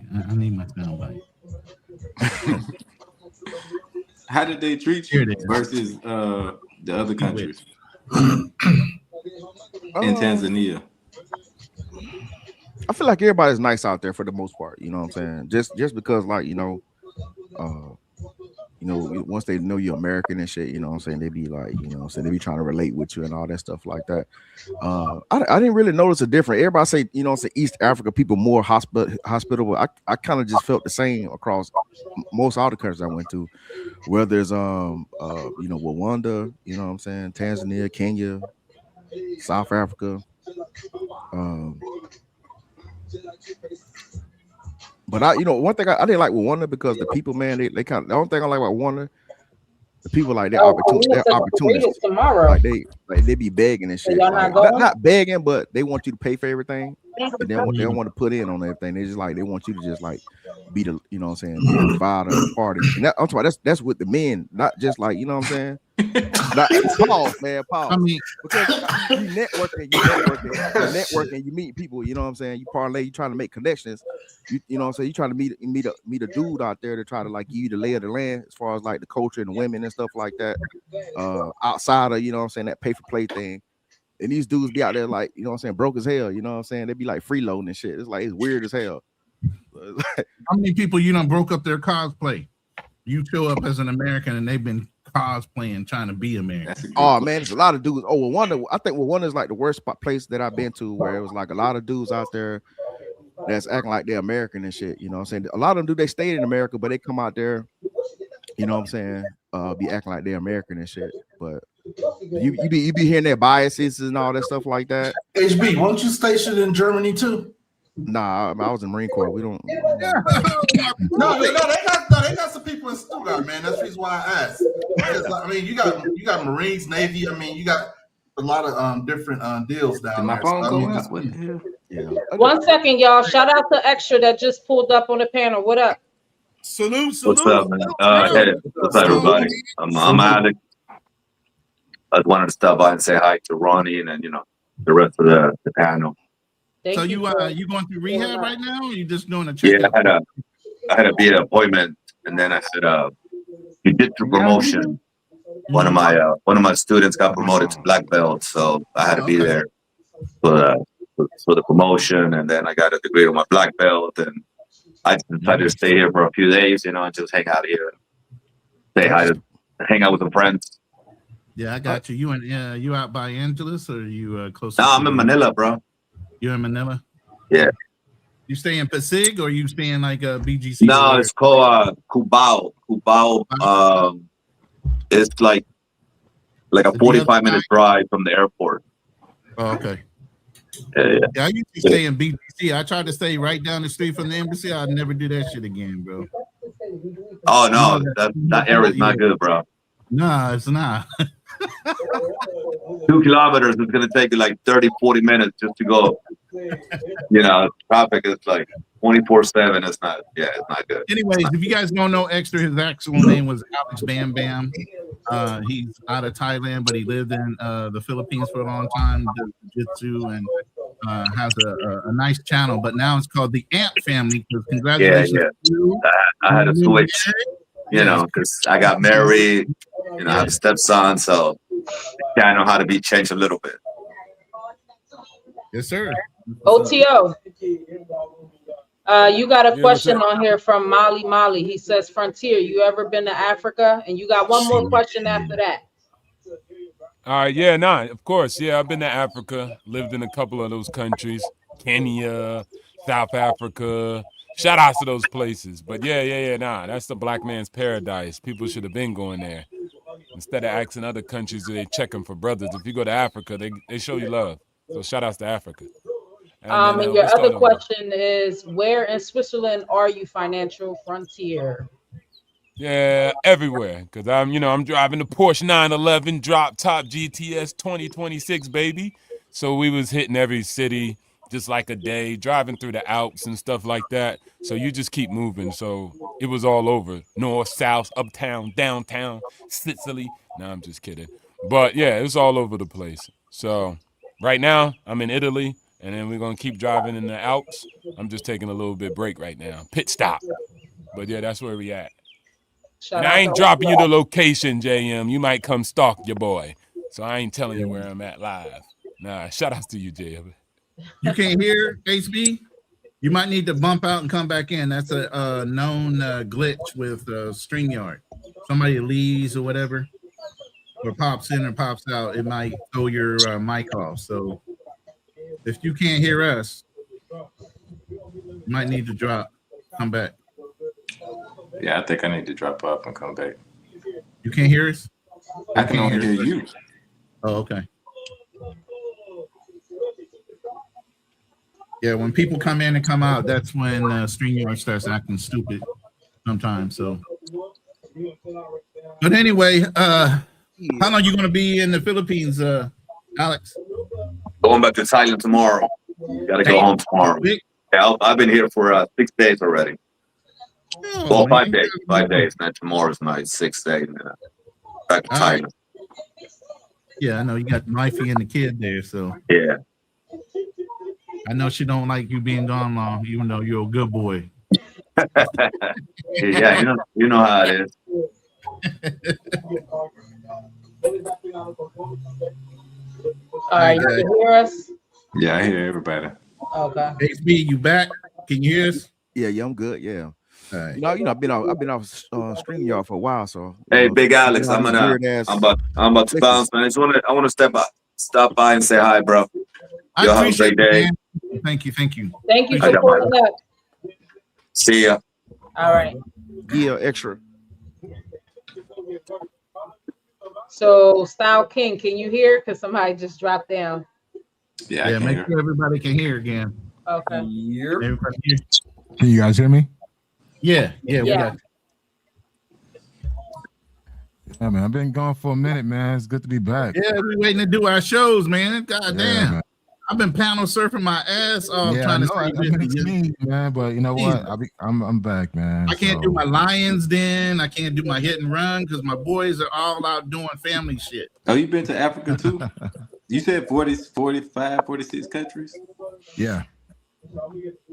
I've been to South Africa. Right before the pandemic hit, I was supposed to go to Rwanda, Uganda, and Kenya, like in one big trip. Then the pandemic happened. So I had to like cancel all that stuff, man.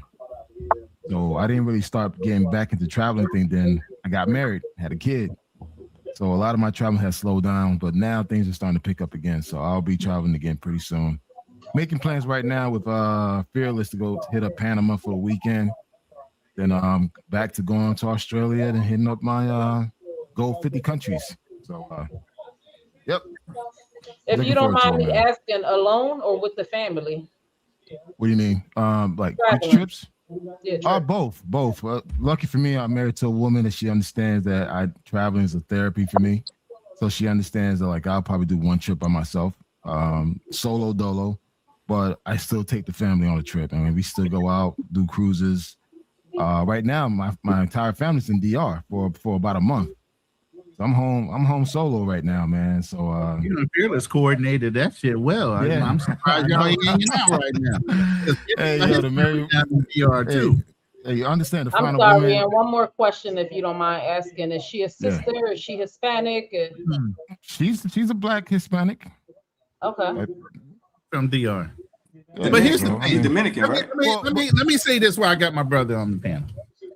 But also too, I'm Haitian, so I mean, some of that stuff don't apply to me. Right. I mean, I only asked because I know a lot of Black American sisters ain't not going for that. That's the reason why I asked. See, that's an insecurity thing. No, For I me, know. I realized at this point in my life, I'm not gonna have anyone control me or dictate how I live my life. I'm gonna still be a good man to you. I'm gonna still provide and protect for you. I'm gonna do everything I need to do to make sure that you're good. But when it's time for me to take care of me, and I feel like, hey, you know what, I need a break, I'm gonna do me. That's where I'm at in my life now. And lucky for me, I find someone that understands that. My wife right now and kids, they in DR right now for about a month. I'm not questioning nothing. Like, go out there and see your family. Have a good time. I'll take care of the bills. I'll make sure you got money in your pocket over there. And she's enjoying herself. How many people can actually do that without their insecurity kicking in? I don't got time for that. Right. You got one life to live your fucking life, man. Don't let no one dictate how the way you want to live your life. If that person can't understand that the life that you want to live, fuck them. Keep it moving. That's it.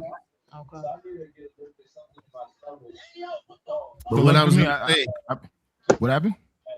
No, I was gonna say, you know, we talk all the time about getting married and coming back to the United States, and not wanting to do that because you can't trust a woman to stay in line with you. You know, I circle myself with people that have done that. I've been around brothers when they were in the military that married good women and were still married after 17, 20 years. You know, so my background and the people I encircle myself with are people that have done the same thing that I'm doing. And that's the biggest thing. You get around a lot of people in a fucking pit that says you can't marry and bring them back to the United States because they're going to jump the track. That's a scarcity mindset in some ways. Can I speak on that? If you marry the right person and you know their background and their family history, that shouldn't happen. But go ahead. I disagree with that, but I'm gonna let perspective. No, I'm gonna speak on this because I'm the one that brought my wife here.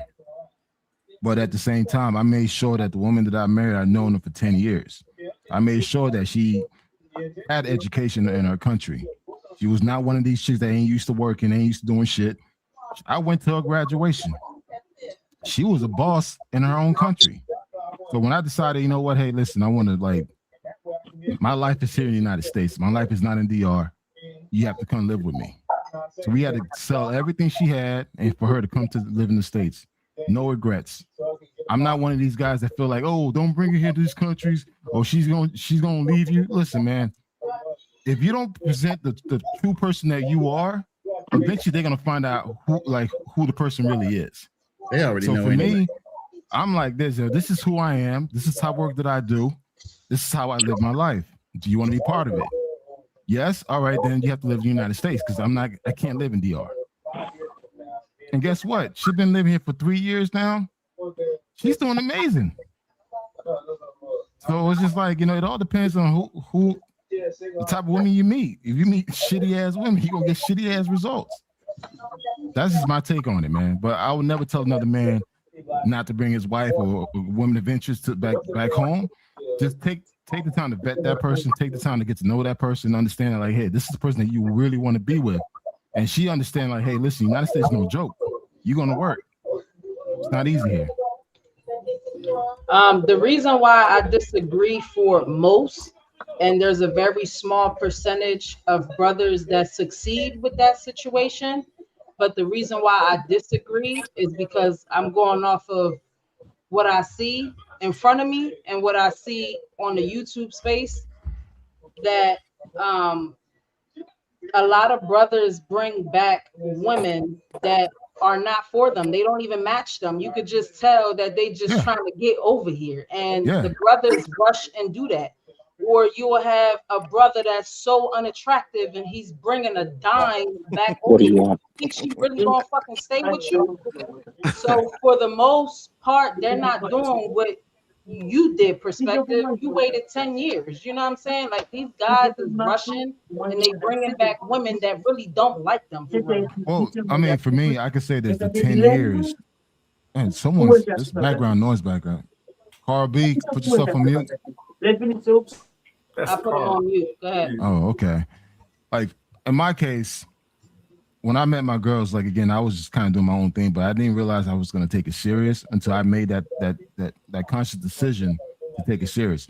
Lucky for me, she had a tourist passport already.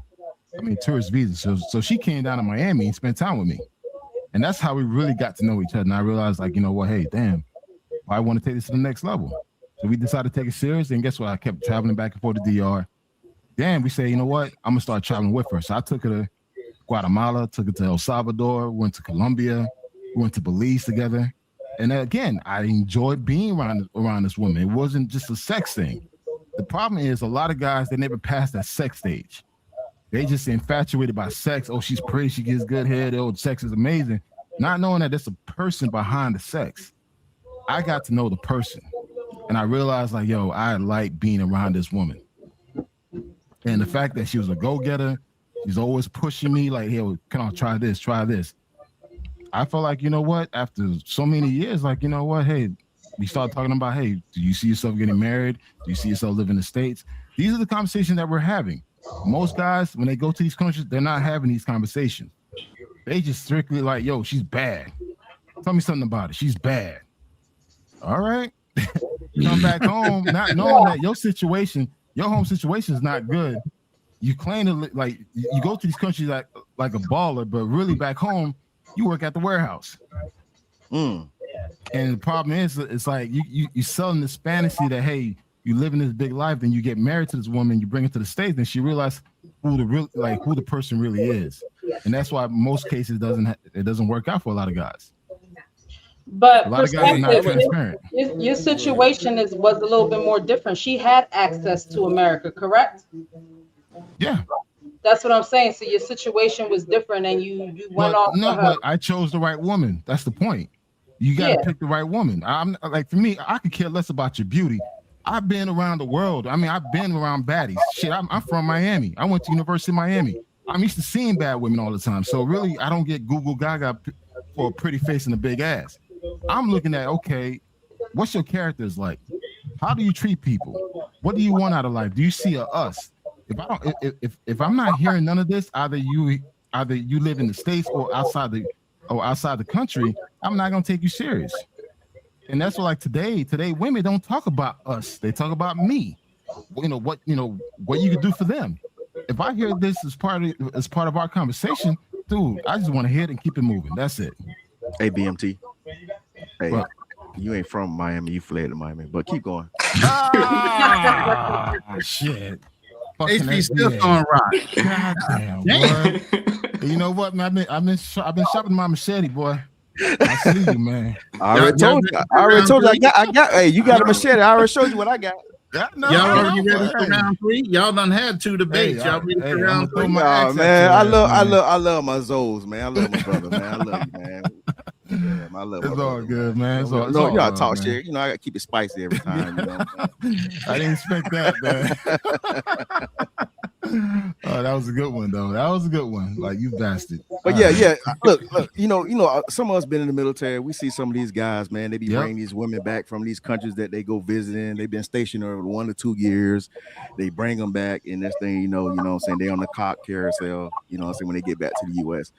But that comes from not properly vetting these women. You know what I'm saying? That's a lot of issues that guys have when they bring them back to the States when they ain't properly vet them. So you know what I'm saying. I co-sign what he's saying. You know what I'm saying. He put in some work, 10 years. You know what I'm saying. Ain't you like 35? So I'm like, damn, you supposed to groom her like when she was in high school or something. But yeah. Shit. Oh, here we go, boy. bro. It's all good, man. Like, It's all man, good. see, that's what I say, man. Like, goddamn, bro. You can take the simp out of America, but you can't take the simping out of him, man. Like, what the fuck you talking about, man? See, that's what I'm saying, yo. It be you guys, man. Y'all be going to these foreign countries effing up the women because it's y'all, man. Y'all be coming over there with that BS grooming. Man, come on, man. Goddamn HB, boy, man. But nah. I'm joking around. But yeah, man. Nah, you wasn't joking. You was dead ass serious. Stand on it. Man, stand on it. Man. Look, don't tuck tail in. Hey, don't make me goddamn do you like I did to do that work last week. You know what I'm saying? You ain't about to do nothing. Stop resorting to violence. Niggas always think it's sweet, man, when they dealing with HB going gloom until they have a busted lip and they have to go home and explain to their wife why they suspended for work. And then you ended up getting fired. That's never a good option for you, man. Hey, but see, I got bread, so I can go off on the You said that. You said that. I'm not saying that to you. You said that, HB. Get out their pocket, you know, especially these niggas that be talking about you said it. You said it, HB. I didn't say it. You said it. From a distance, way over there. Hey, let me explain something. You said it. Stop acting like you the toughest, bro. You said it, HB. Got 2 Army dogs and 3 Marines on here. Yeah. Okay, so there's 3 Marines, myself, HB, and Financial Frontier. Then you got an Army dog with Will and Miguel sitting here. So you got a lot of Army and military experience sitting on this panel right now. And we're always going to go back and forth at each other. Well, I'm a piggyback off of what Travels Unfiltered was talking about when he talks about going to different countries and just my perspective. Miguel, you can definitely chime in on this one and tell me if I'm hitting this right on the nail. A lot of these guys that I see that come down to Colombia, and it's just like what you said. What you want to be called? What's your name, bro? You can call me Black Man Travels, man. I'm Black. Okay, Black Man Travels. No, I just want to make sure, man. But look, okay, so like BMT, right? Wait, hold up, Will. Hey, by the way, check out my website, blackmantravels.com. You want to see all my travel receipts, all my content, all that is on my website. And I have a YouTube channel. All right. So most of these guys that come down to Colombia, from what I noticed, they don't even try to get to know the woman. And one of the things I see is they come down here, they mess with the beautiful bottom feeders. Most of these girls haven't even finished primary school. They're getting bamboozled and getting back to the United States and leaving their ass. I mean, they're getting bamboozled by chicks that don't even have an equivalent high school diploma. And it's like they don't have a job. It's like they come down here. It's like they come down here, so they're desperate. Okay, so if you come down here and you want to meet a good Colombian girl, you ain't gonna meet her right away because for one, she's working. They work 6 days a week. Yeah, well, she ain't outside. She ain't outside. You know, she got stuff to do, and even if she don't have kids, she got to go home and take care of her parents. So she ain't gonna have a whole lot of time. But these guys, they don't go and talk to the woman that's working in the airport. They don't go talk to the woman that's working in the hospital. They'll go straight out there to Calle Diaz or Pacayeres, and they go straight to the beautiful bottom feeder. And then you start hearing about them all on the thing. I mean, so they don't go and pick women. Period. And the worst thing is they try to turn whores, 304s into the housewives, and a lot of that happens. A lot of that happens here. They actually marry chicks, or I heard guys say, "Oh, I got her own retainer." I'm like, bro, what you mean by that, bro? Look, dude said I'm gonna send her money every month because I want her to stop being on the streets. I'm like, bro, you know that don't work, right? And he's like, no, man, she promised me. Bro, you and probably 4 other dudes. But you know what, guys? One thing is, like, a lot of brothers get a lot of slack, but a lot of the local men who live in the United States are the ones that are getting played, not the black man. Because only so many black men are traveling to these countries, but the local Dominican, the local Colombian, the local Brazilian man that goes back home to his home country, he's getting fucked over. Yeah. Because they getting left. Because once these women come to the United States, they end up leaving their ass within 2 years. their own local men. They'll leave them in 2 years. Because again, they just married a pretty face, thinking that, hey, you know what, I'll be all right. In most cases, it's not always like that. Hey, it's something that Ronan be saying a lot, that he like, like you gotta be set up. You know what I'm saying? Like how when he got to the Philippines, he set himself up.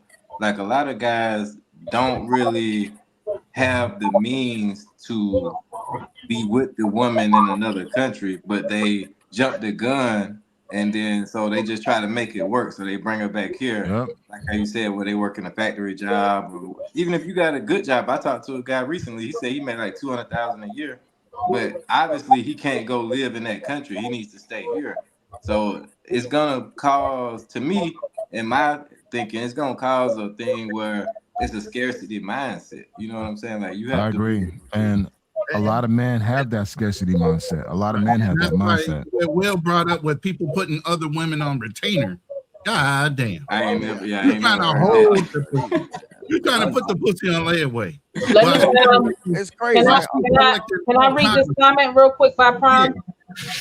Prime says you can't say that because you have to know what the traveler wants. Some just want to clap and some just want something serious.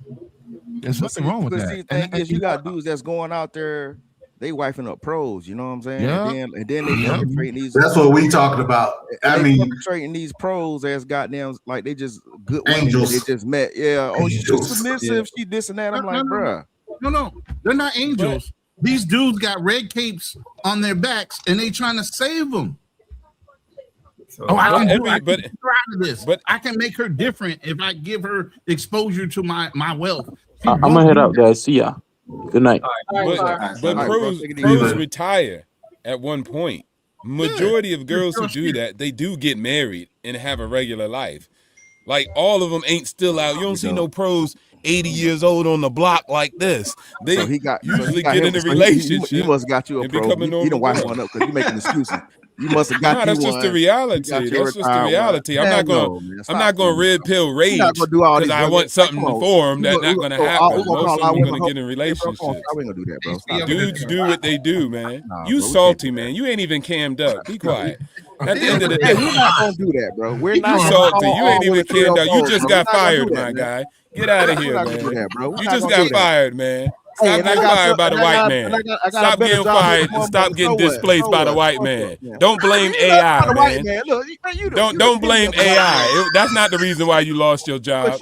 Come on, man. And you got beat up too. And you got beat up too. That's what we heard. That's what we heard, bro. That's what the cop said. Push off that balcony over there. You know. Now you mad. You can't even push me off the balcony. You got fired, homie. You just got a new job. You on 90-day probation, man. Watch your mouth, man. Don't make me report you to your employer, bro. Your beard look like it's been put on by. It don't matter. I can't take you serious. You gotta go to work, man. Get off the damn internet. Go back to stocking boxes, man. Go back in the warehouse, bro. Go get on the forklift. Get on the forklift, little boy. Huh? Get on the forklift. All right, let me read this comic by Big Euro. He says this side of the travel space is full of tricks. LOL. They make it seem like they trying to find a wife, but they don't. Hey, I'm gonna keep it real with you. Like, so I dated a lawyer. And we had situations kind of like with Misha and Rainier's talking about, we would go and we would knock down shorties together. We'd do things like that. I dated a dentist down in Colombia. Similar stuff. These were the good girls. My last long-term relationship was with a shorty from a grocery store. I told you the story about that, Mish. But guess what? So like, when I got rid of her, right? Guess what she back to doing? So she ran it up on me. I seen a picture of her. She out on balconies and stuff. So I was like, bitch, I know what you doing. Like, yeah, you ain't got your boy to take care of, you no more. So you got to get it out the mud. So go ahead, get it out the mud. So I tell people all the time, you know what I'm saying? Like, it's a saying, you can't turn a hoe into a housewife. All right, cool. So guess what? I bought a house down in Colombia, and I turned it into a whorehouse. So fuck. Damn. Fuck it. Hold up. I ain't expect that one. Yeah, thank you.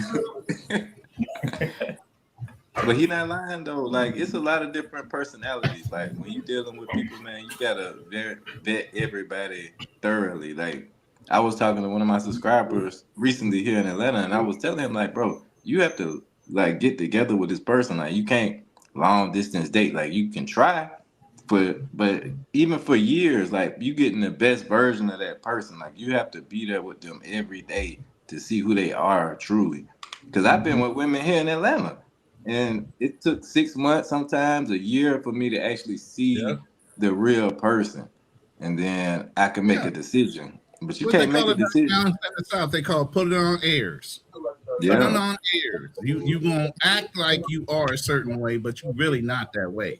It takes years in America to figure out who you really dealing with sometimes. Depending on how, Especially if you have something. You know what I'm saying? Like back when I was young and I was just trapping, I ain't have too much. It was different. You could see the person faster. But now, once people can see that you got cars and houses and things that are substance, people will start to try.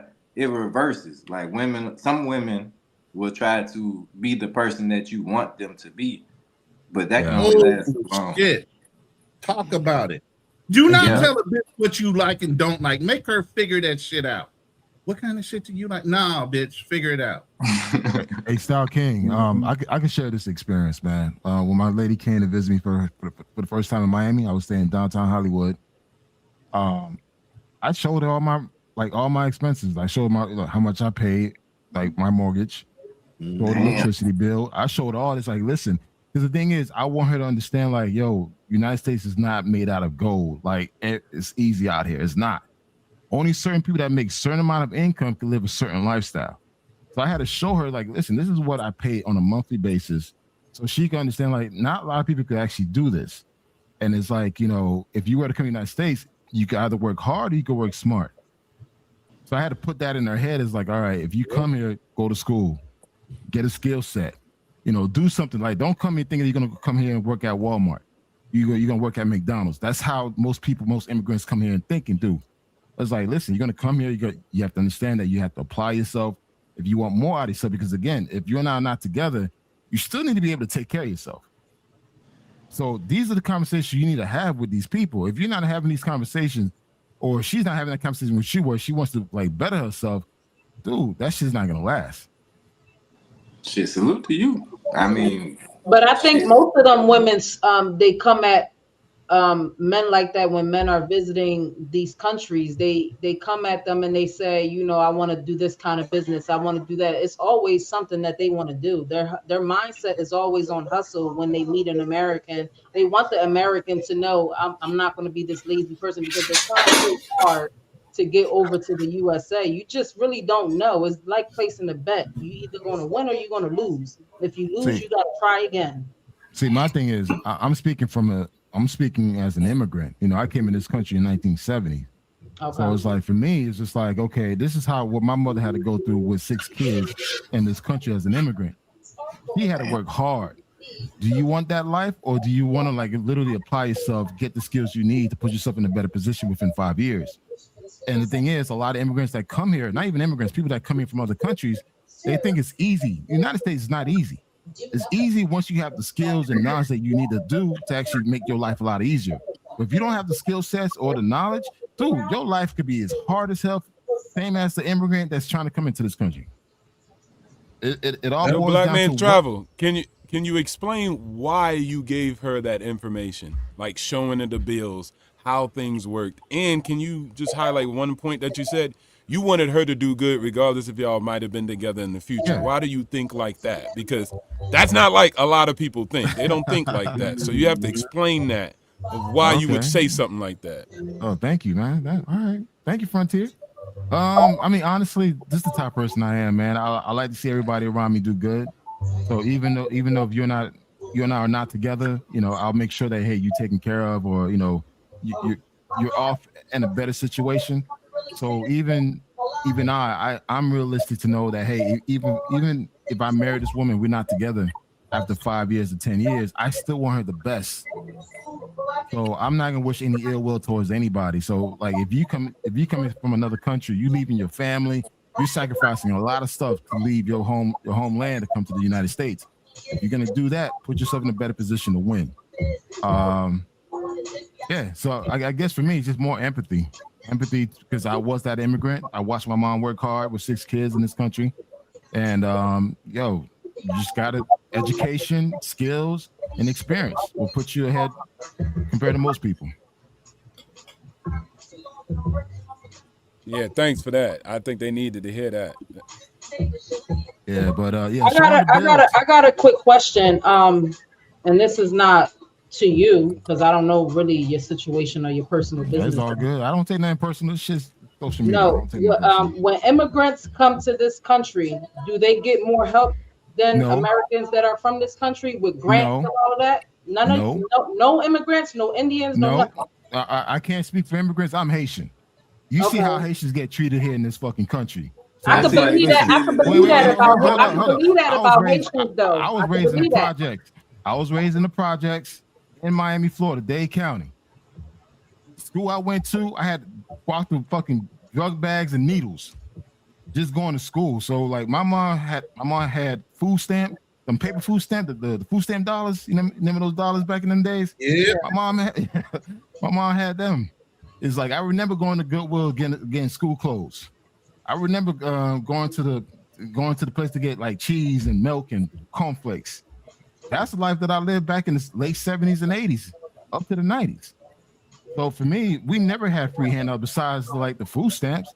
My mother had to work the strawberry fields. Then as she got older, she had to do the hotels, cleaning people's rooms, getting happy, getting little tips here and there. That was my life until all my brothers and sisters. We went to college, we graduated, got certain skills in the medical field, government, private sector. We're all doing well now. But before that, we didn't get none of that special loan program. We didn't get none of that. Most Haitians that I knew, Jamaicans, Bahamians, Puerto Ricans that were all raised in the same neighborhood in Miami, we didn't get none of that. Okay. Now, for the Cubans got all that shit because they came in with special privileges. But anyone outside of that, anyone outside of Cubans, we ain't get shit. We live right there in them damn projects. Still had to worry about not getting shot, getting sold drugs, and all this shit. Yeah, this is 70s and 80s in Miami. Nah, I got a heart for Haitians. Like I said in DR, I'd have had the police pull up on me before checking my passport and IDs. And that's in DR, like they have the same problems in DR. Like it's crazy. Like I love DR, but at the same time, I got a lot of respect for the Haitians for how hard they go out there. They work and they translating for people that don't speak Spanish. They doing a lot of stuff out there. Yeah, I mean it's different now. I mean, but we had to get it out the mud ourselves too, man. And the fact that my mother didn't speak English, she had to learn how to speak English. I had to learn how to speak English. It was hard. It was not easy, but you know what? Just to look back, all of us doing well. Her grandkids going to Ivy League schools. I mean, dude, proud. I'm proud to be a Zoe, but also I'm proud to be an American too. Damn. And special shout out to my FBAs out there, man. I appreciate and love y'all. I learned a lot from y'all. Hey, they coming after you regardless. Wait, hold up. I always give y'all flowers. I learned a lot from Black Americans, man. He's not in denial. No. I'm not in denial. They taught me to have confidence. Speak up. To all the Black people that played a role in my life, man, thank you. Because trust me, man. I can see that, though. Being a Haitian kid in the 80s, like you find out you jump Pierre Baptiste, your ass get jumped. Like for me, my last name is Thomas, so I kind of blend in a little bit. but I mean, I remember them days, man. But also, I had friends who protected me. I had friends who believed in me, and these were FBAs. And it's like to this day, I thank you guys. And it's like you guys set the standard of Blackness. And trust me, I benefit being assumed as a Black American when I'm traveling. Because hey, you guys do get special privileges compared to other Black immigrants that travel. That's why there's so many of them cosplaying they're us. I mean, I cosplay sometimes. I seen that. Yeah, I seen that too. Early in Thailand, them Africans would be like, "I'm from Brooklyn. What's up? I'm from Harlem." I'm like, what? What y'all doing? Like, bro, they got the whole African uniform, them raglan ass jeans and them bobo shoes they got on. Like, we can't tell And they you had the African, New bro. York, Stop playing, bro. the New York on their hat. Like, I'm from Brooklyn, Harlem. Thai girls used to look at them like, really, I'm ninja? not mad at them. I understand. You know, I get it. Like, But I ain't gonna lie, man. Like, I was in Thailand. I got stuck. I guess the police stopped a group of black folks, and I was kind of like around them. Dude, they harassed the shit out of the Africans, man. Once they saw like, oh, he's American, they heard my accent. They let you go. Okay, yeah, go keep it going. I'm like, God damn. I'm like, yeah, shit. Like that. Man. You left your fellow goddamn immigrants hanging too. Yeah, man, it's what it is, bro. You left the Africans back. Hey, and plus I ain't African, dog. I'm Haitian, dog. So it's like, not the same. Those aren't my people. Yeah, those aren't my people. I'm my people, but not my people. So it's like, hey, I'm Haitian. I gotta go. It's like, no, man, I got a lot of homeboys that's Haitian, man. Like, you know what I'm saying? When I had joined the Marine Corps and shit, I had a lot of homeboys that was from Haiti, man. That grew up down in the 305, you know what I'm saying? Yeah, Dade County. Yeah. That's what I hate about the internet, bro. Because when you watch the internet and you don't really live in real life, it'll distort your perspective. Because like I was saying, like when I travel, like I've had interactions with people, and I've noticed, like especially in Brazil and Dominican Republic, where a lot of people like ask me, "Well, why do you carry yourself like that? Like you look people in the eye, you're like." I even had a girl say something about being regal, and I was like, I haven't even heard that word in a long time. And I was like, because a lot of black people around the world don't really have that confidence when they're speaking to people or they're just walking down the street. So it throws people off when they meet some black Americans sometimes. In general, our mannerisms are just the way we carry ourselves. We carry ourselves with our heads up, our chest out. We speak with our chest. We speak with authority and confidence. They don't know how to do that. That's why one of the things we even say against Tethers is, y'all sitting here talking how bad America is when you're in America, but you won't go back in your own countries and do it. Yeah, I got into it with TMZ the other day, man. They're taught to be a little subservient to that. And I used to go in hotels in different places, even in America, and you would see the girls that were cleaning, they always look down. If you ever look in a hotel and look at the way the cleaners are, they will not dare to look at you in your face. And I used to stop the cleaners and say thank you, and I would raise their heads and say, no, you can look me in the face. I'm just another human being just like you. And I appreciate you for cleaning my room. You know, because they're taught to look down and be less than, not be observed, to be invisible. And people treat them that way. Yeah. I had got into it with a YT dude out there in Tanzania, man. I'm getting service and shit at the little, at the airport. They got the little souvenirs and stuff. I'm getting help. This damn white dude just come out of nowhere, like, you know what I'm saying? Started talking to the dude that was helping me. I was like, man, I say, man, hold the fuck on, my boy. I say, hey, man. I said, bro, I'm from the US, bro. We don't play that shit, man. I'm like, you wait your ass to goddamn, you're turning line. The African dude looking like, you know what I'm saying? I'm like, yeah, nigga, yeah, we don't play that shit, bro. Where I'm from, dog. Goddamn, we ain't scared of no damn white people. I say, man, you can see, wait your fucking turn, dog. And then Westside TMZ, man, you can't be taking that shit over there. Like, nah, bro. I'm like, bro, I'm not an African, bro. You're not gonna just fucking handle me any kind of way. So he wanted you to be, you know what I'm saying? You got like say, he didn't even say excuse me or nothing. He just like came out the way. I'm like, bro, don't you see I'm getting help? You know what I'm saying? I'm like, that's when he realized like, oh, he ain't one of them. You know what I'm saying? He was like, oh, I'm sorry. I'm like, man, you better goddamn wait your goddamn turn. You know what I'm saying? The fact that you even look like them, HB, what's wrong with you? Yeah, how did you Westside to myself, man, you can't go over there taking that type of attitude over there. I say, bro, it's gonna be a respect thing with me. I don't give a damn who you is, bro. It's gonna be a respect thing. I'm gonna say this, man. I mean, you're a person just like he a person. I've checked many Africans and Caribbean folks on how they talk about black folks, man. I'm like, you came here in this country because of them. They paved the way which allows you to come in this country so where you could benefit their resources. For me, I can't sit back and just hear someone talk shit about another person and they just got here in this country. That shit don't make no sense to me. Even like, I mean, Roland knows my first wife is from Cleveland, Mississippi, Chicago. African American, dude. I married to a black family, a black American family. I love them to this day. To this day, I still love them all, and they still consider me as a family. I got 2 kids from a black woman. Wow. And they understand their culture, but also too, I'm not gonna let anyone talk shit about Black American with false information. Where it's like, you know what, my kids are Black American.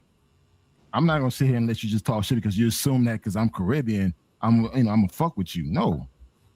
I was raised here in the United States, so I think like an American. So that's one thing is I always give my respect.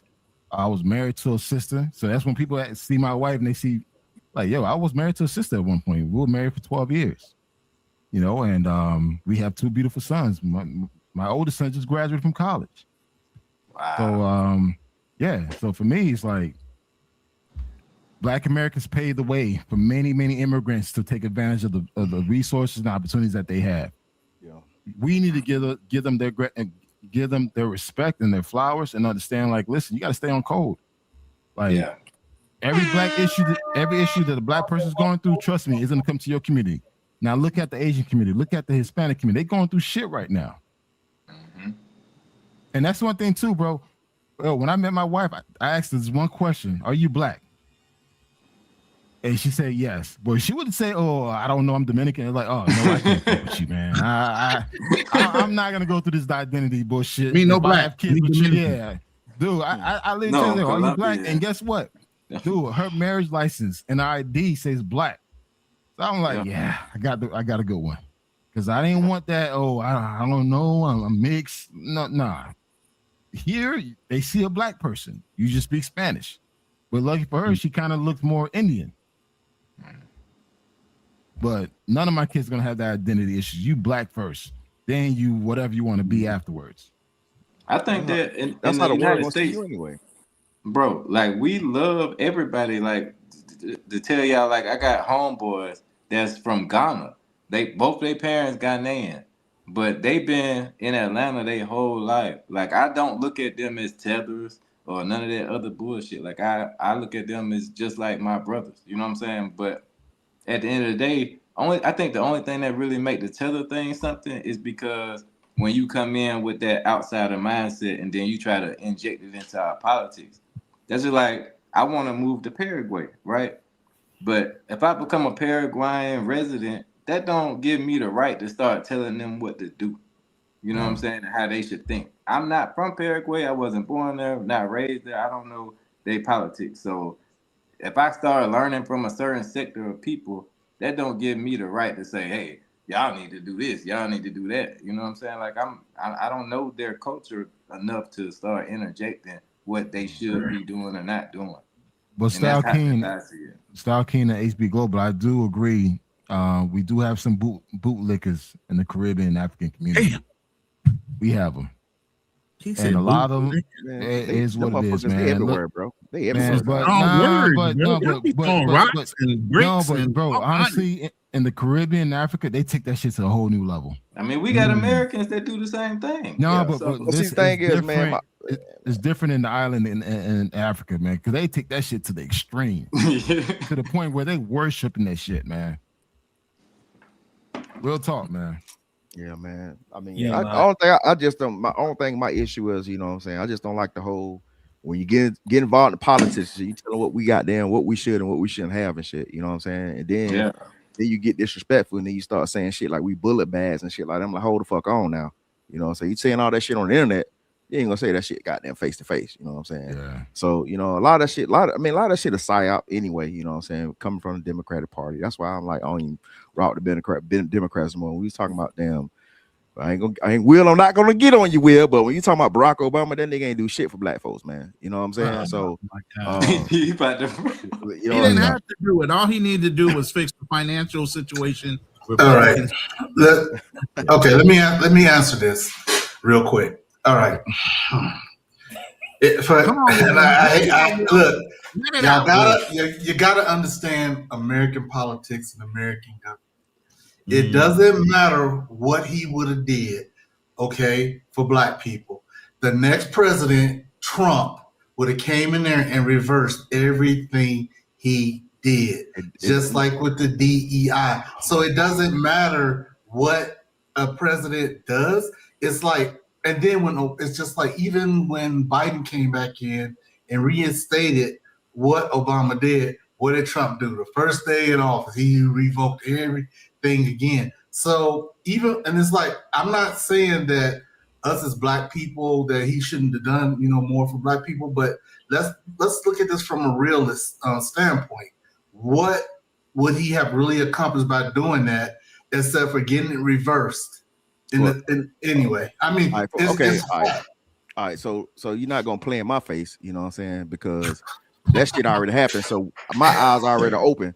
So you saying it's always gonna get reversed, like, hey, make an attempt, try. But I mean, you can get LGBT people rights. You can pass all these rules and laws when it comes to it comes to those people and shit. You know what I'm saying? But you ain't like make no attempt to try to, you know what I'm saying? Now you on TV talking about, you know what I'm saying? Hey, boys need to have a you know what I'm saying? Let me give you where the goddamn, you know what I'm saying, mentor and all that shit. Like, you know what I'm saying? Hold Some on. black dads ain't good enough. I'm like, hold on, what? Hold on, I'm gonna give you a perfect example of the psyop that's been going on with Obamacare. I'm gonna use that as an example. Obamacare was really Romneycare, which means the Republicans started it. They ran 2 years in Massachusetts before it went national just to prove it was workable. And guess who approved it? It was the Republicans that approved it. But since Obama won the election and now they had to give credit to the sitting president, that's when they started going all upside their heads about wanting to say Obamacare ain't good. Now, when they get back in office, they want to try to discredit it, but it's actually the same program they set up. That's we know all that. We know all that, but still, though, the finesse was, you know what I'm saying? Like, you know, it's like, oh yeah, Obamacare was for Black people. It wasn't, man. White people benefit from that shit, goddamn, more than anybody, man. People I sold that plan to, and they were against it until I sat down with them. They paying $3,700 for a plan for a family of 4. I sat down with them, said by the time I got done, it was $1,200. I said, now do you got a problem with it? Oh no, we'll take it. No shit, you will. Damn. Bro, man, listen, man. You gotta think about it, man. Like, people out here getting slaughtered, bro. This dude ain't lift a finger. Now, him and what's his tether buddy, Holder. You know what I'm saying? This dude, like, you know, General, what's his Attorney General? Fucking Eric Holder. You know what I'm saying? Are you talking about now? Or then? I'm talking about back when, you know. He's talking about then the Attorney General to Obama. Them cats ain't do not even one thing, man. I like make an attempt, you know what I'm saying? Like, yeah, even if it's gonna get overturned, still goddamn make an attempt, you know what I'm saying? Especially you was on your last term anyway. You know what I'm saying? You might as well go out like a ball of fire, you know what I'm saying? So, you know what I'm saying? Like, all that bullshit, man, that politics bullshit, man. Okay, all right. See, like, don't. That's why they lost. That's why they lost. That's why they lost the goddamn. That's why they losing the goddamn Black votes, because you doing everything for every other group. You doing everything. You playing in our face. You doing everything for other group, but you say you can't do nothing for Black folks. That don't make no sense. So that's why they losing a lot of goddamn motherfucking votes and shit on their side. What is that? And they gonna continue to keep losing. They gonna continue to keep losing votes. You know what I'm saying? Until they goddamn get right. Because the thing is, everything. Like, we live in this country, bro. You know, we live in this country as Black people, bro. The laws, the shit, they're not set up. You know what I'm saying? They can do one thing equally the same as a Black person do it, and we the one that's gonna get demonized for it. We gonna go to jail for the same goddamn crime, and we see this shit play out all the goddamn time. So sometimes we just got to be real about shit, man. You talking about being real? Let's be real about the shit. I can't remember this word. I'm trying to remember it. Well, you probably know the word. What's the fine art, or what's the word you substitute for the fine art of diplomacy? But it's not. It's a word. It's a certain word that you use when you're talking about it. I can't think of it right now. Right on the tip. You got two different. You got denial and plausibility, and denial and deception.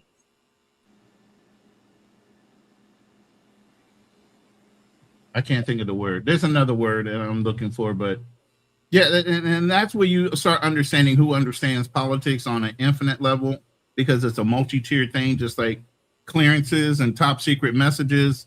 We know from people that have the clearance that there's like, it's a 4-dimensional chess piece type of situation that goes on.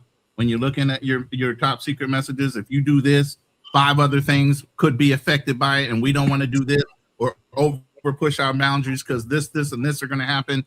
So there's an art to everything, and even though you might not see it, there are things being done so that's the reason why, you know what I'm saying, black folks can't, you know what I'm saying, get any justice in this country. That's just you telling me it's a four-dimensional chess game that's being played, and that if we just keep voting Democrat and keep going on that sign road, we're gonna finally get some justice in this country. That's what you're telling me. You know, that's when Obama went into office, he didn't have the House or the Senate. Right? He did have the House at one period of time. Yes, he did. He had the House. He had the House in the Senate at one period of time, and didn't do shit. And do nothing with it. Not at first. He did not.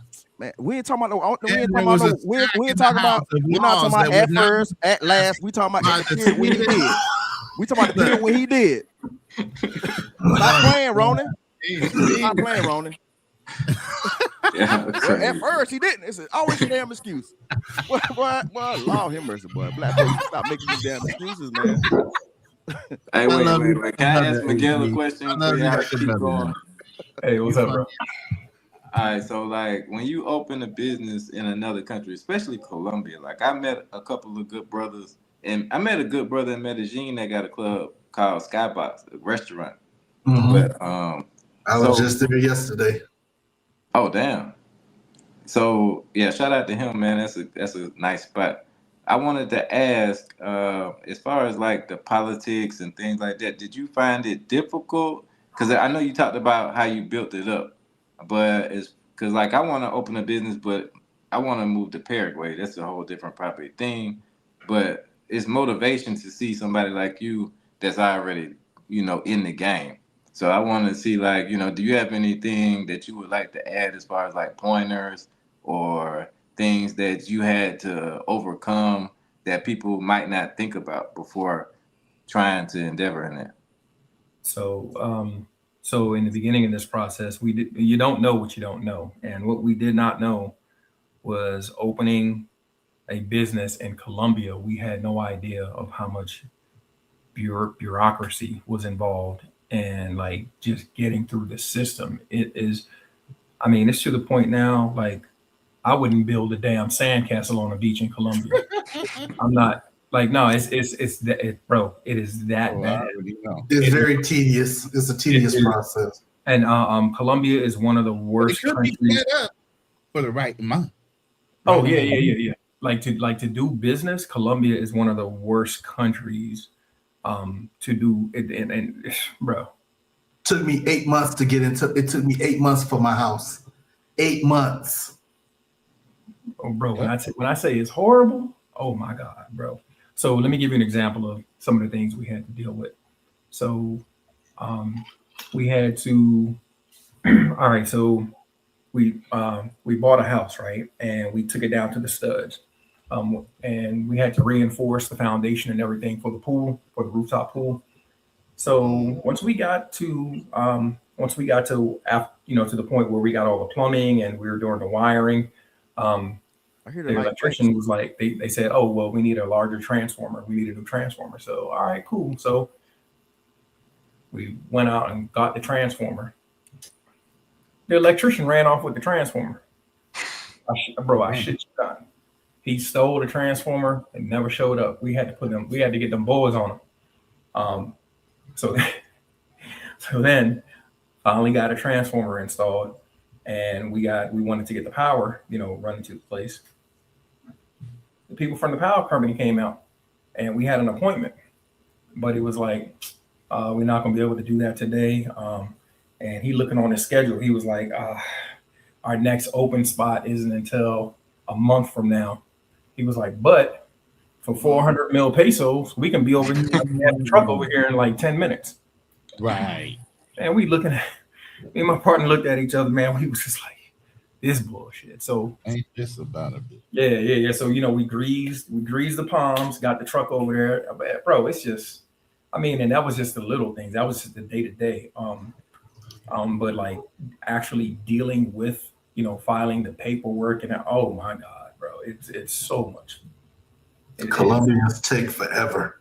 Man, Yeah, I'd have heard it's these so. stories. I'd have heard these stories 1,000 times, but y'all got a lot of patience, man. I don't have none of that shit. I have a It zero is so patience. We much. know. Then We know, HP. Zero We patience know for you that don't have no bullshit. patience. I ain't got time for the BS, man. Yeah, yeah. So and then all, but like even like we got my boy's girl. What up, right now? Yo, what up, bro? Peace, God. What's going on, y'all? How y'all doing? All right, all right. Salute to Yeah, everybody on the panel. I'm just listening to the story. Go ahead, keep cooking. Yeah. So she had us. She worked through a lot of the red tape because she worked in the business sector. So she cut through a lot of the red tape for us and dealt with a lot of the bureaucracy BS. So that's another thing I would ask brothers to do, man. If you're gonna come down here and talk about you finding a wife or you finding somebody, a partner or whatever, like find somebody that can help you navigate these, these obstacles out here in these Cartagena or Medellin or Cali streets, bro. You need to find somebody who's gonna help you. You know what I mean? You need to find somebody that's not gonna be an anchor, that's not gonna drag you down. Like somebody said before about the beautiful bottom dwellers, bro, you don't want to have to like just drag somebody and then next thing you know, you get involved with this person. Now you funded their whole damn family because that's what she was doing out in the streets. Like it's crazy. You gotta find somebody with a job, find somebody that can help you. And like if you just going on there to okay, cool, do you. But if you one of them dudes that need to be held, you know what I'm saying? You might have held on to your pacifier too long as a kid growing up. And you need to be, you know what I'm saying? And you need to be hugged all night. You need to spoon. You know what I mean? I think that's gonna be an asset to you and not a liability. Yeah. All facts. Yeah, I like that. Yeah, man. But opening up a business specifically in Colombia, bro, it's not for the weary. It's not for the weak of heart, bro. You gotta have. None of these countries are. That's the thing, though. Yeah. No country is. I keep saying this over and over again. That blue passport might give you access, but it puts a big ass target on your back. Yeah. And a lot of people get it twisted because you can come to America and damn near do just about anything if you got the drive, the motivation, the will, and also if you got that money, you can do. You can thrive. Man, other countries got it set up where it's like, nah, we got to take care of our people here. You know what I'm saying? Some countries, like you can't even own property as a foreigner there. Right. Hello. So that's why I asked you because I noticed on my channel, and then sometimes when I get on panels that I get a lot of pushback from guys that haven't even traveled to these places, and I feel like that's what I wish. Like I wish I had somebody to tell me certain things before I even went to the place. Where a lot of these channels they just tell you all the good things about the place that they love, but they never tell you like any of the negative aspects, which I mean we need more balance, I think. Yeah. Don't get me wrong. I love Colombia. It's a beautiful country. I've been all over. Cali, Bucaramanga, Medellin, Santa Marta, San Andreas, Cartagena, man, you name it. I've been all over the place in Colombia. But like I said, as far as like doing business and stuff, I was thinking about opening up another. I was talking to Misha and Rainier a while back about, a little business idea I had. And then I was like, yo, I'm like, you must be a glutton for punishment. I was like, yo, I'm not doing that. Nah. I was like, forget that. I might take this show on the road and maybe go to Panama or something if I want to do something like that. Go do it out there because Panama is a little bit more welcoming, but Colombia, nah, I'm good. I'm good on that. Like I say, I'm not building a damn sandcastle out there. I'm not doing nothing else out there business wise. Really? I didn't talk to you about that. That's crazy. Okay.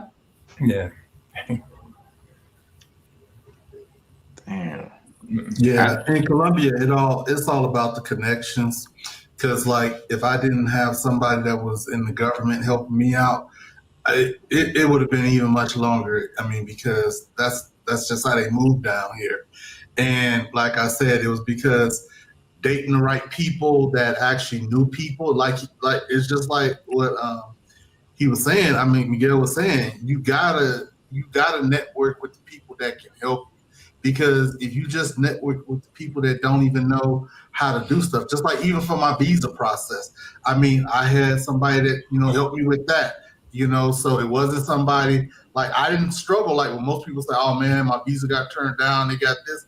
And then I said, "Well, who did your visa?" I said, "Well, I had such and such. I can have her help you too." And then they was like, "Oh, because they don't look for people that can help them or that like." And most of the people that help me actually are duolingual. That's another thing. They speak English and Spanish, so they was able to help me navigate. Even like when I was first started going to the doctor, there was one girl. She was my assistant, but she was, she's native Colombian, but she speaks English, so she helped me a lot. So she ended up being my personal assistant on many of my ventures. It helped open up a lot of doors and connections. Yeah. It's funny. It's funny you say that about like the visa. I'm working with a lady, I've been working with a lady in the office, bro. Like she's up there. She's connected in the government. I'm like, yo, I've been working with her for like 3 months. Like, yo, where's my stuff at, bro? And you know what she told me just last week? She was like, oh, well, we're not going to process anything now because of the elections. I'm like, what the elections got to do? I'm like, yo, we started this process 3 months ago. Like, what are you talking about, yo? I'm like, yo. I told her, I'm like, yo, shorty, listen, I only got a month left. Like, what are you doing? And she was, okay, no, it's okay. That's that gaslighting shit, man. She gaslighted the hell out of you on that one. Yeah. Hey, that's when you got to know your 4-dimensional chess place in politics, man, to understand what's going on in that country, man. You know what I'm saying? Don't be trying to flip shit on me. I gotta hit her with the 48 laws. But yeah, man. Hey, are you Style King? Are you like getting things in place? Are you doing research? Do you got your bail team? Like, is you trying to navigate that? Yeah, definitely. I mean, it's kind of hard from here. I realized that just through like personal things and this last trip that I took. I know I was down there for like 6 months this last time.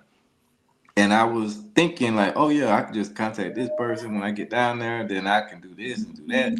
But it's not the same when you boots on the ground. Like once I got down there, things weren't the same as I thought they were. So like one thing I like about Paraguay is very welcoming. A lot of the people, they like, when you coming back, you know what I'm saying? Like I met people from the American Embassy, a lot of different people that are already in the mix as far as those type of things. And like how you said, like I know people that speak the indigenous language, English and Spanish, which gives me an advantage, but it's not perfect. Like I'm by no means, that's why I'm asking questions to him, because by no means do I think I have it all figured out. I know what I want to do, but I learned in business in the United States and anywhere else, like you have to be adjustable, like because things are gonna change day to day. So I'm gonna keep an open mind. Like I have a plan, but I definitely keep an open mind. Yeah, that's what's up. So what part of when you go down to Paraguay, what city you Oh no, I've only been to Asuncion. I stayed there for like 3 months. I stayed there for 3 months this past. How'd you like it? Oh, I love it. I love it. That's where I plan on moving to as of now. That's what's up. Yeah, I wanted to go check it out. But and it's peaceful, man. It's like quiet, none of that. Yeah, because that's what I love. That's what I love about Colombia, man. It's not loud here.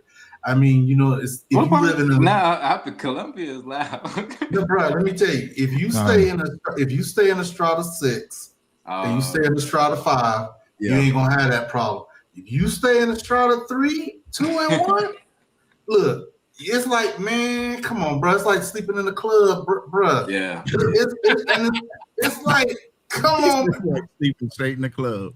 Yeah, bruh, it be that freaking loud, man. I And mean, it's just Paraguay has those type of areas as well. Like I've been in both type of areas, but I just think Paraguay is more like, I don't know, like it's like a bridge between like more indigenous and European mixed okay. with Latin American culture.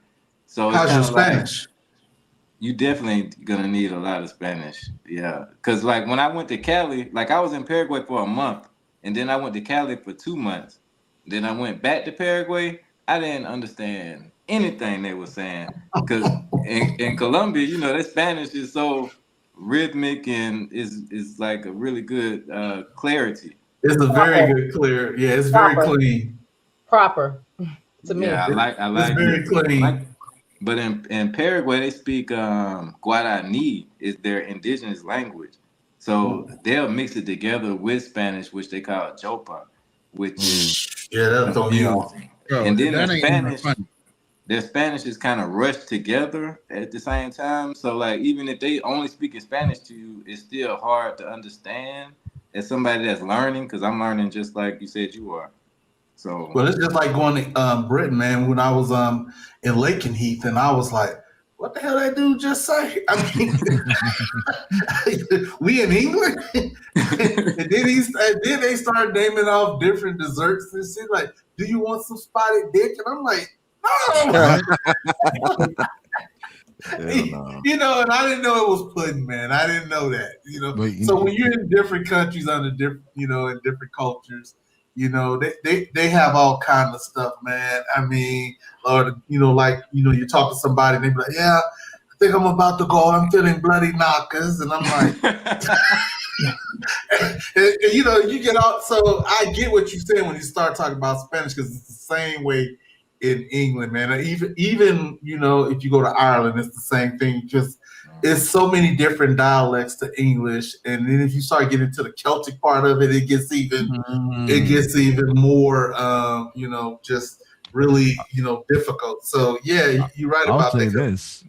I'll say this: Dominican Spanish is completely different from any other Spanish that I experienced.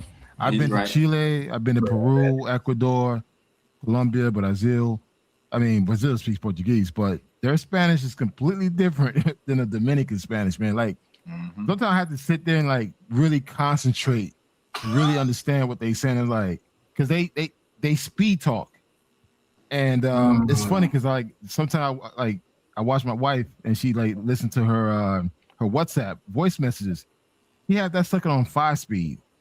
I'm like, how the hell you like how the hell you understand everything that's going on? It's like, yeah, we do that all the time. And guess what? Her family does the same thing. They had that sucker on 5-speed.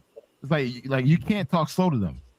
But every country is different because Colombia, they talk slow and chill. You know, Puerto Rican talk with that aggression.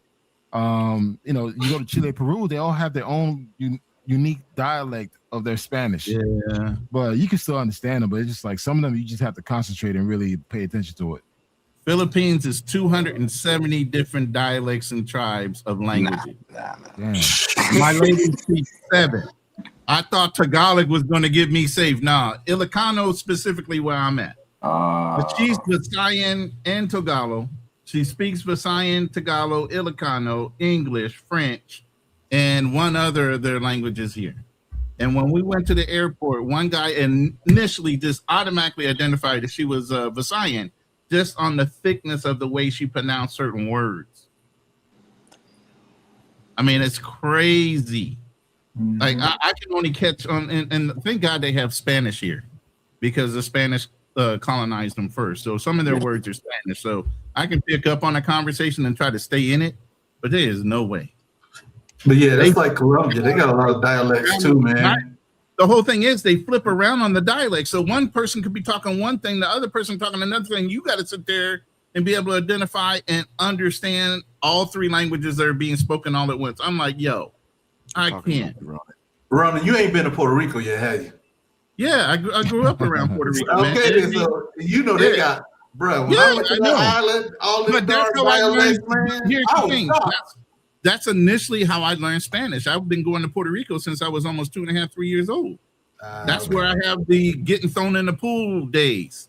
See, I just grew up around a lot of Puerto Ricans and stuff. And then, like I said, yeah, I like my sister, she speaks Spanish, but I didn't want to learn it. Which, the mother, she spoke nothing but Spanish. Because even when she would cook for me, she would be like trying to teach me stuff in Spanish and stuff like that, man. But you are right about that, man. They are some of the most welcoming people, man. They just welcome into your home. It's all about family and friends with them, and that's the reason why you should go there one day, man. Culture. You should go there one day. If I've been to Puerto Rico, you'll love it. Oh yeah, I've been there. I know, I've been there. Let me tell you this. A lot of people don't know. There's a shitload of black Puerto Ricans. Puerto Ricans look just like you and I in Puerto Rico. No, I kid you not. There's towns that people look just like us in Puerto Rico. Puerto Ricans. They don't get shown a lot. They show all the white Puerto Ricans. They show like the mestizos. They don't show the negros and the negros. They don't show them too much. Their colorism is wild down there. Believe that. Yep. We can't hear you. You're on mute. Who? I'm sorry. I said, especially in Carolina, PR, it's a lot of Puerto Ricans that are Will's complexion. Yeah. Yeah. But yeah. Go to Lucia. That's like about 45 minutes to an hour outside of San Juan. I need to get out of Puerto Rico. My homeboy live out there with his wife. And you have a good time out there, man. It's only a 3-hour flight from Colombia to Puerto Rico. They got direct flights, man. Yeah. I'm gonna go out didn't there. enjoy my time in Puerto Rico. I have to go back. It was my first time. I went for a wedding. It's always been my first experience at traveling was Puerto Rico was a family vacation. Yeah, I was in San Juan eating American food. It was hard. You definitely got to just catch a 45-minute taxi ride. It's a black town, Louisa. 45 minutes outside of San Juan, black town. Mm-hmm. My family's from Galle.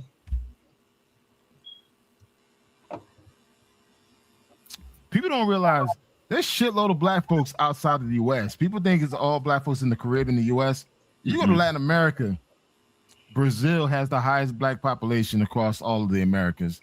Colombia has blacks. Ecuador, Chile, Peru, Argentina used to have black people until they killed them off. Damn. And even Paraguay used to have that part folks. They really did. Yeah. Paraguay had black people in there too. Paraguay and Uruguay had black folks there too. They killed them off too. People don't know the history of Latin America, particularly Argentina, Uruguay, and Paraguay. They exterminated and genocide. That's why I was like, damn, Style King trying to go there. I'm like, okay. They literally exterminated all the black folks in Uruguay, Paraguay, and Argentina because they wanted to make it more European. I believe that. I could see a lot. Matter of fact, that's where a lot of your Germans went after World War II. Yep, exactly. The Nazis, they went into Argentina, and then if you look at, Brazil too. Was it Nigeria that did the thing that said there was that said slavery was a crime, and then there was only 3 countries that said that it voted. It was Argentina, America, and Israel. I was like, you know what? Wow. I said. I be telling, bruh, Israel to this day, everybody is subservient to them. Yeah. Well, you know what? I'm gonna say this, and I'm gonna be deep with this one. If you really go back and look in history, and you look at why Hitler did what he was doing, and you go back and look at the archives of why. It's because they were trying to take over Germany. That's the reason why all that extermination started. And people don't want to talk about that. And they've done it in America. They've done it in Argentina. Hey guys, keep it PG, man. I don't want nobody coming to knock them out there. Real. Hey, but no, he telling the truth though. He telling the truth. I'm gonna stop there. I ain't gonna go deep with it. Me and Fearless did 2 lives on these small hats. I know, like Bavarian Jews were kicked around Europe every time. They have a rule where they can't loan money with interest to any other person that's a small hat. So they were loaning to governments. After so many years of being in those different countries, they would wind up having so much money owed by the government and the cities and the metropolises. They literally would keep on kicking up. That's why they had no homeland. Bro, the whole European nations were pissed off at the Jews, period. They weren't really Jews. They were adopted Jews. They aren't Jews by blood. They are Jews by adopting the religion of Judaism. Actually, the Ethiopians are more closely attached to them than anything, and so that's the reason why it's illegal. Where Israel made it illegal to have DNA testing, because even there are some African Americans, believe it or not, that are more closer to being Judaism that don't even know that they're Jewish.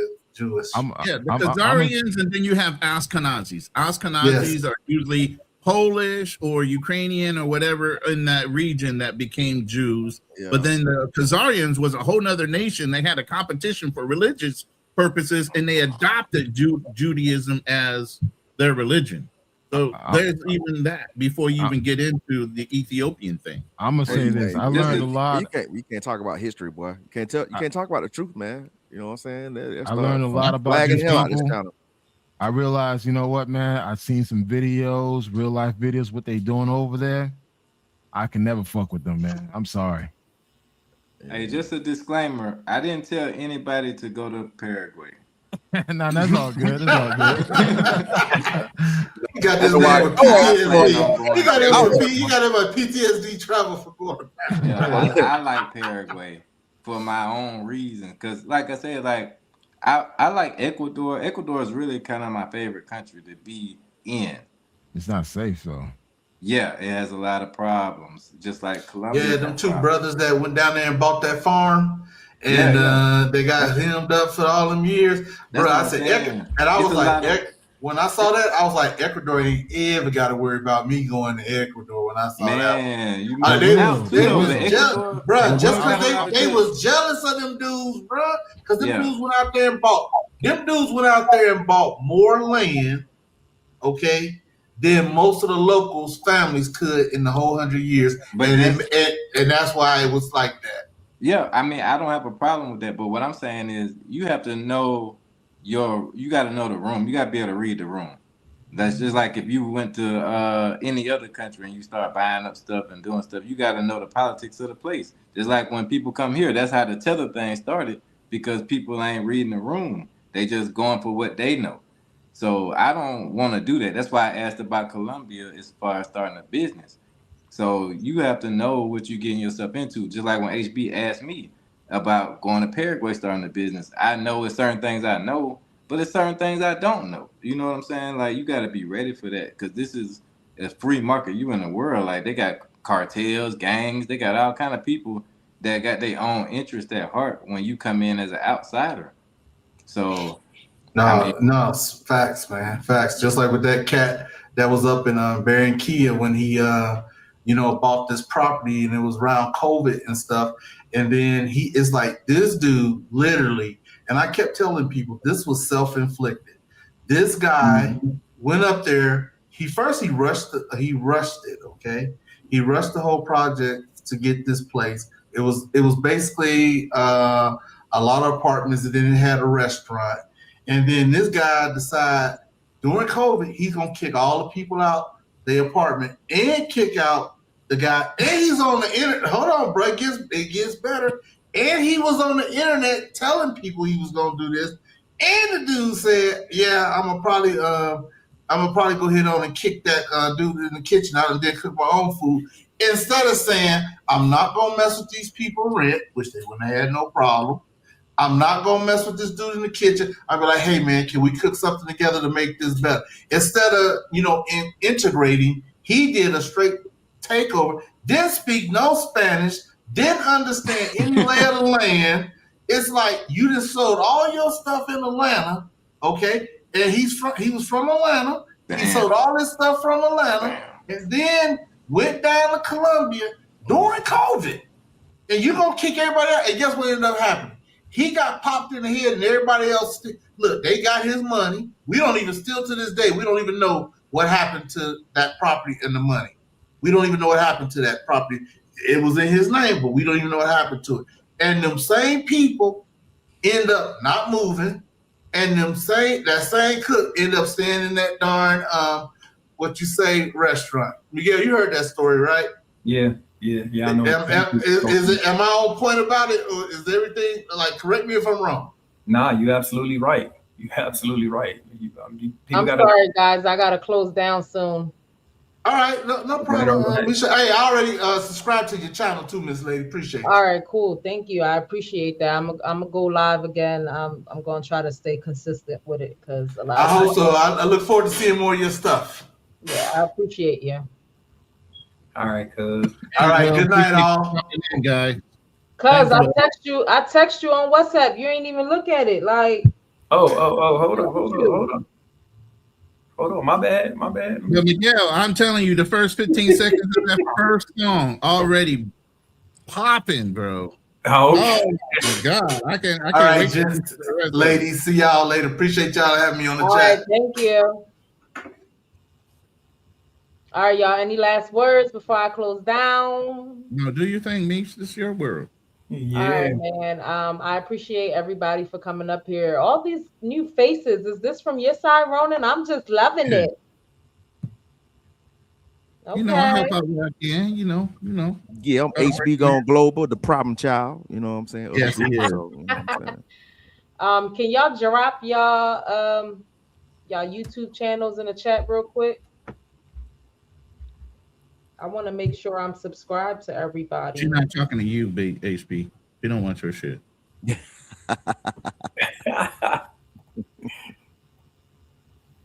Oh man.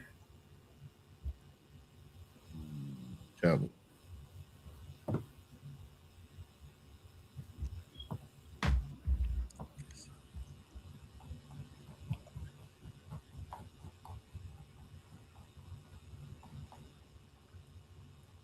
Yeah, I'm redone. I gotta redo my whole channel, so I'm not even going to drop it right now. So I'm about to come out brand new. When Yeah. Yeah. Hey man, every time they come out with new AI, they just came out with Claude Fabe. I'm about to redo my whole website. And HB over there fucking hey man, trolling my ass. None of the pictures look like you, nigga. you try to de-age yourself and shit. Big fat ass. Like you just swole and shit. Yeah, man. I'm about to my music channel up. I'm doing some stuff, man. I'm over here. I'm actually over here in Florida right now. Yeah, I had a couple of appointments. I'm trying to get the rest of the. You remember that old commercial? It's my money and I want it now. So I'm trying to get right. Yeah. So I'm going through the process right now with SSDI. Hey, no, we need to talk offline on WhatsApp, man. When you ready to hit it, man? You know what I'm saying? Yeah. Well, let me get the gang all back together. You know, this is your boy. For sure. This is your boy Black Man Travels, man. I've been doing this YouTube thing for a couple of years, but I didn't take it serious. Well, I do have a website that I do take serious. I used to be a travel blogger, talk about all my travels, health, wellness, relationship, business, and I'm glad to be back, man. Roland is my big brother. Follow my boy Fearless. We used to do the Lions Den, and we'll be back at it, man. I had to take a break from all this madness, but I'm back. It's great to be back, and definitely, if you guys want me to jump on your live streams, man, let me know. I'm more than happy to join in and talk about travel, business, relationships, health. Definitely health, guys. Go see the doctor, and that's it, man. That's the story too. Yeah. I appreciate you for coming on the channel. I just subscribed to your channel also, and to HB's channel also. Lord Jesus, you're getting more corrupted now. Why? Is HB a bad influence or something? What's going on? Oh, absolutely, is a Marine. Hey, Ron, you gonna have an after show, or this is done? This is it. You know what? No, I'm gonna go ahead and go grab something to eat. It's Sunday. Now let's keep going. Let me tell you about what happened at work, man. You know what I'm saying? They had to tighten it up. Call me. Unless you want to share it with the world, I mean, you can call me on WhatsApp. Nah, ain't nothing, man. You know what I'm saying? So you had to put your hands on talk about. You know, I keep it 100 all times, man. Right. So you have to put your that's my thing. People don't like that shit. I keep it 100 all the time. Yeah, you know, I don't like sugarcoat shit. You know what I'm saying? I don't like to tell people lies and shit. You know what I'm saying? I don't like to ignore what's going on in the world. You know what I'm saying? So, right. But yeah. So, let's hear it. Nah, I ain't gonna do it on her channel. I'm doing it. She's trying to go. Yeah, she's trying to go anyway. What you trying to do? You want me to do a? You want to do a live? You want to do a live after this? Yeah, we can do a live after this. Go ahead and get something to eat, cause I ain't doing shit. All right, send me. Me too, man. I'll jump on too. HB, man, what's up, bro? Send me pull send me up. some updated fucking images. I already got you locked in, Travel. I don't know what HB Gun Global look like.